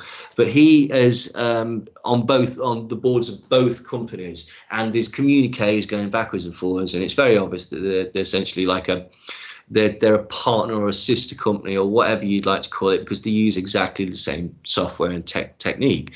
Now, what Black Cube most famously did was they got Viktor Orban elected in Hungary, and despite the fact that he's actually a massively corrupt or authoritarian dictator, and he's not very good for the country, like they've given him a really good PR spin based on this idea of two things: one, that he's anti-immigration, and two, that he's anti-George Soros. And neither of these were necessarily true. Like, basically, there wasn't really a problem with the refugees in Hungary. What he was doing was he was putting them on trains, or he basically was stopping the trains. They weren't supposed to stop in Hungary. He was stopping the trains, putting them on buses, and then driving them to Germany, and not him personally, but driving them to Germany and Spain and France and places like this, and just leaving them there, just dropping them off, and then posting on social media that, wow, look at this, George Soros has paid for these buses. And this was admitted Mossad propaganda, thought up by the two people that actually got Benjamin Netanyahu elected, Arthur Finkelstein and Birnbaum. Yes. Yeah. And they admitted this. They admitted that everything that they said about George Soros wasn't true. That George Soros had actually been fervently anti-communist, which went against the rhetoric put out by Orban, and had done really quite a lot to get rid of the old communist regime, and was considered quite a bit of a sort of like a hero, like in Hungary, because he was, you know, the philanthropic billionaire. So they had to totally go about recreating his image and trying to sell him as this monster. Embarrassingly, it came out they'd actually paid for Viktor Orban's education. But, you know, let's not get bogged down with these trifling little facts, because we've got a narrative to sell. So, yeah, that's certainly the Israeli aspect and the Russian aspect. And again, I think you're dead right about Russia Today, because Russia Today is run directly by the Kremlin. It's FSB propaganda. Now, here's the thing, because people say, but RT is good. It shows this and blah, blah, blah, blah. Good propaganda is supposed to be like that, right? Okay, that's how you poison somebody, right? Okay? You can't get effective propaganda without a lot of truth being poured. Exactly. Otherwise, you wouldn't believe it. You can't poison somebody by putting a glob of green liquid on a plate and saying, eat that. You've got to bake it into a pie. Right, and so this is the point. So to think that the RT hasn't got an agenda is just wrong. Like, yeah, they'll throw some truth in there, but they're wind-up merchants as well. They love it. They absolutely love to just sow a little bit of discontent here and a little bit of discontent there, and then they sit back again. That's another one as well. For some reason, quite a few people in the truth movement, or whatever you want to call it, alternative media, I don't know what you call it, think that Putin's like a good guy. And it's like, No, he's not. He's a murdering dictator. He has journalists and civilians disappeared, and has set it up so that he's essentially in control until he dies. And it's not fun to live in Russia, and it's not like some sort of paradise. And so, how did we forget about the butcher of Grozny? And setting up bombs in civilian buildings and blaming it on Chechnya. Not to mention what appears to be more of increasingly likely false flag nature of the 1999 Moscow apartment bombings, which brought Putin to power based off of the heavy-handed response against the Chechen Muslim population, appears to me to be a large part of the inspiration for the American Western post 9/11 response to. Well, that's what I'm talking about. It was the KGB at the time. Basically, they were found. One of the bombs didn't go off, and it was a military bomb. Like it was shown like that's what they were doing. So yes, you're absolutely spot on. Like he's a monster. He's an absolute monster. And I don't know quite why people have sort of fallen for that one, but. Since you brought it up, and John, if you want to interject, please do it any time. But, since you brought it up, I want to go back to two things you brought up. First thing was this influx of Russian money coming into the conservative Tory party in the UK. That would seem to correlate with what reports coming out here in American media that has been exposed in the last couple of years regarding a similar influx of money from people such as Oleg Deripaska and also Leonard Blavatnik into certain American Republican politicians. I think these could also be related to the combination of Citizens United, which was very CNP, David Bossy, Council for National Policy, high level linked up. The Citizens United and also McCutcheon versus FEC, which just opened the floodgates for unlimited amount of money going into campaign contributions, and a lot of that seems to be foreign money going into the pockets of GOP politicians like Mitch McConnell, Lindsey Graham, maybe somebody like House Speaker Kevin McCarthy, who back in 2016 caught on a hot mic joking that that Trump works for Putin, jokingly. But now these politicians who on the right, the Republican side, who aren't so inclined possibly to be so in lockstep with things like this, what some of the aspects of what the Trump administration is doing, they seem to be much more friendly than they were before. And it seems that there's an influx of money that might be playing a role in that, similar to what you described with the Russian money coming into the coffers of the conservative Tory party in the UK. And one more thing, I want to go back to Viktor Orban. Jeremy Rothschild and I, my co-host, we've covered a lot of this Hungary dynamic. And one of the things that's so fascinating is that while obviously, I don't look at like Soros as any type of heroic entity or anything, but he's definitely exaggerated in terms of like his influence, like made out to be like this all-powerful boogeyman, kind of like what Bill Gates is being made out now with the COVID-19 thing and the vaccination. But with Soros, and this is one thing that a lot of these people who are like in these white, alt-right, circles do not seem to comprehend, is that this whole Soros agenda is shared by Hungary, Russia, and Israel, two of the countries that these alt-right people look at as like these great heroes, Orban and Putin. They're working in lockstep with Israel and the Netanyahu government in this anti-Soros agenda. And I mean, it's very obvious when you peel apart the propaganda to see that these exact same narratives are being promoted by these interests that we've been led to believe because, Russia, and to a lesser extent Hungary, are these great bastions of hope for populism globally, that this is not the case, but it is the case, and it's exactly what's going on. Well, as far as I'm aware, Soros is connected to the Atlas network. So I always got the impression that he's quite happily playing the heel, to use a wrestling term, because he is a convenient, again, he's not a good guy by any stretch of the imagination. You don't get that wealthy by being, but it's so oversimplified to give like Bill Gates is playing the heel in the coronavirus. In pandemic, he's playing the heel on that too as well, and there's many other people involved. The right wing of the conspiracy movement want to talk about Bill Gates' involvement and Bill Melinda Gates' involvement in the vaccinations. Their involvement in Operation Warp Speed and everything. And trust me, don't get me wrong. There's definitely involvement of the Bill and Melinda Gates Foundation in vaccines, and they've done horrible, despicable things. Bill Gates he's a billionaire for that reason. But what they leave out is the whole copper nanochip that they were going to inject into people to hold their vaccination records and to hold their medical records. That research, though funded by the Bill and Melinda Gates Foundation, happened at the Koch Institute for Cancer Research at MIT, funded by the Koch Institute, and David Koch was good friends with Bill and Melinda Gates. So Alex Jones doesn't tell you that aspect of it. He only tells you about the Bill Gates aspect of it. Well, yeah. And see that they're both in it together. And I guess one thing I want to mention about Cambridge Analytica is that did you guys ever come across the one of the supposed early whistleblowers about Cambridge Analytica back in 2016? He was a Swiss-based mathematician, Paul Olivier Dehaye. No, I don't know him. Which one was he? So he was writing articles that were kind of not really being published by news outlets here in the United States, supposedly.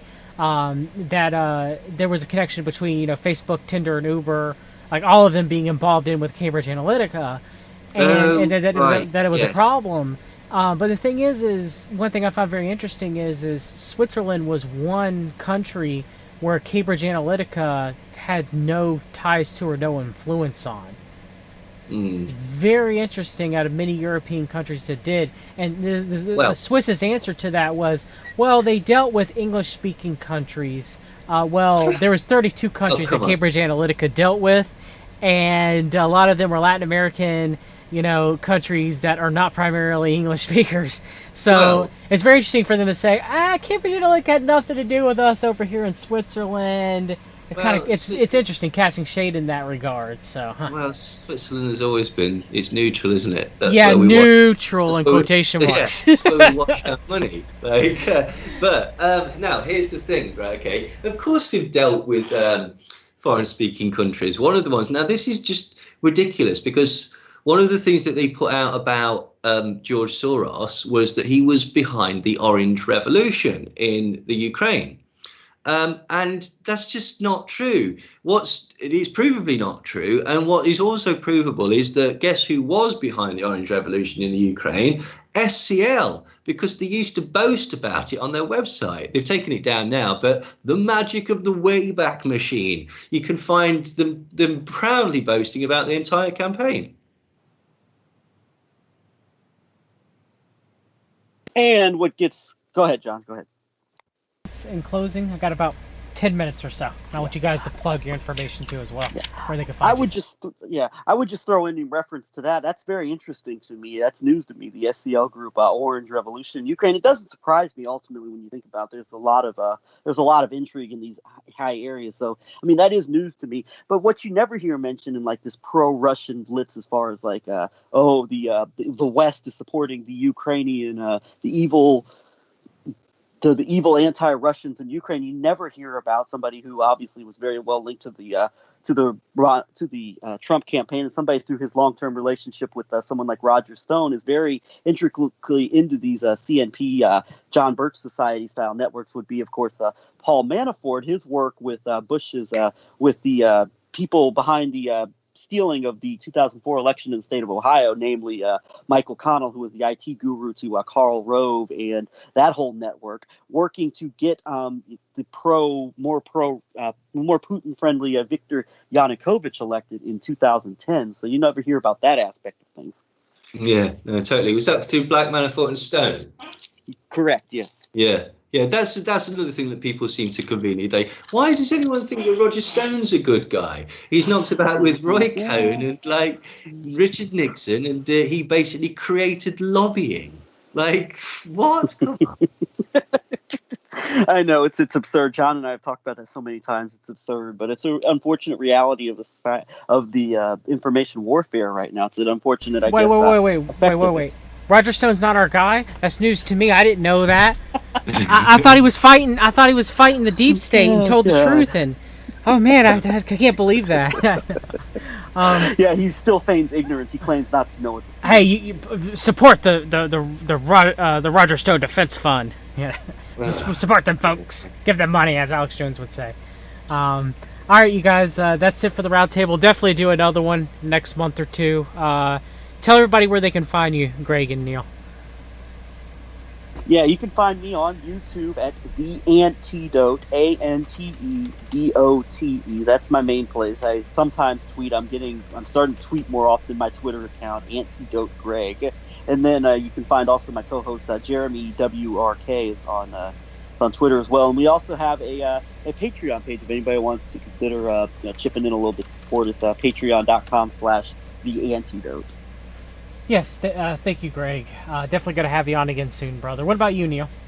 Well, you can find me at neilsandersmindcontrol.com, and there's the blog there and various books and stuff like that. Or usually I'm knocking about on Facebook, particularly at the minute because we're in lockdown. So I'll happily chat to people on Facebook. And but yeah, neilsandersmindcontrol.com. Yeah, definitely. I've read Your Thoughts Are Not Your Own. I need to read your other books, Neil, but it's an excellent, excellent book. I need to read your book, Now the Only Thing That's Real, which is your Charles Manson book. And I've read your Cambridge Analytica and listened to your Cambridge Analytica's the blogs that you have. And you're researching the CMP and everything. And I want to thank you guys both. And I also want to thank Recluse from visaview.blogspot.com for joining us as well. You guys take care and have a good day. Thank you very much. Cheers, guys. Pleasure. Bye. Thank you. All right, everybody. That said, hope you guys enjoyed it. All three of these fine gentlemen are esteemed researchers and friends. Greg McCarron from The Antidote, Recluse from visaview.blogspot.com, and Neil Sanders from neilsandersmindcontrol.com. Really excellent researchers into the hidden right, the nexus of the John Birch Society, the Council for National Policy, the American Security Council, America First, all those intercorrective nukes. We didn't even get to Lost or Kill. We'll do that for the next stream. But I'm glad to have everyone together. Hopefully I Read Old Magazines will join us in the next stream. Hopefully that we have. Hopefully he'll be able to. Maybe if Josh Reeves is back in business, I'll be able to get Josh to join us. Maybe I'll be able to get some other people who have information on the hidden right to join us. But thank you for everybody. Hopefully Frida Captis and I will have a show this afternoon. Just a whole bunch of clips and current events and talk about it from a Christian perspective, both of us believing in our Lord and Savior Jesus Christ. Hopefully be around 4, I think, the weather permitting. Substreams might have to be canceled this week because tropical depression is moving in, so weather permitting. I got a lot of streams and a lot of interviews lined up, but we shall see depending on the weather. Hope everybody's doing well. Till next time, always read the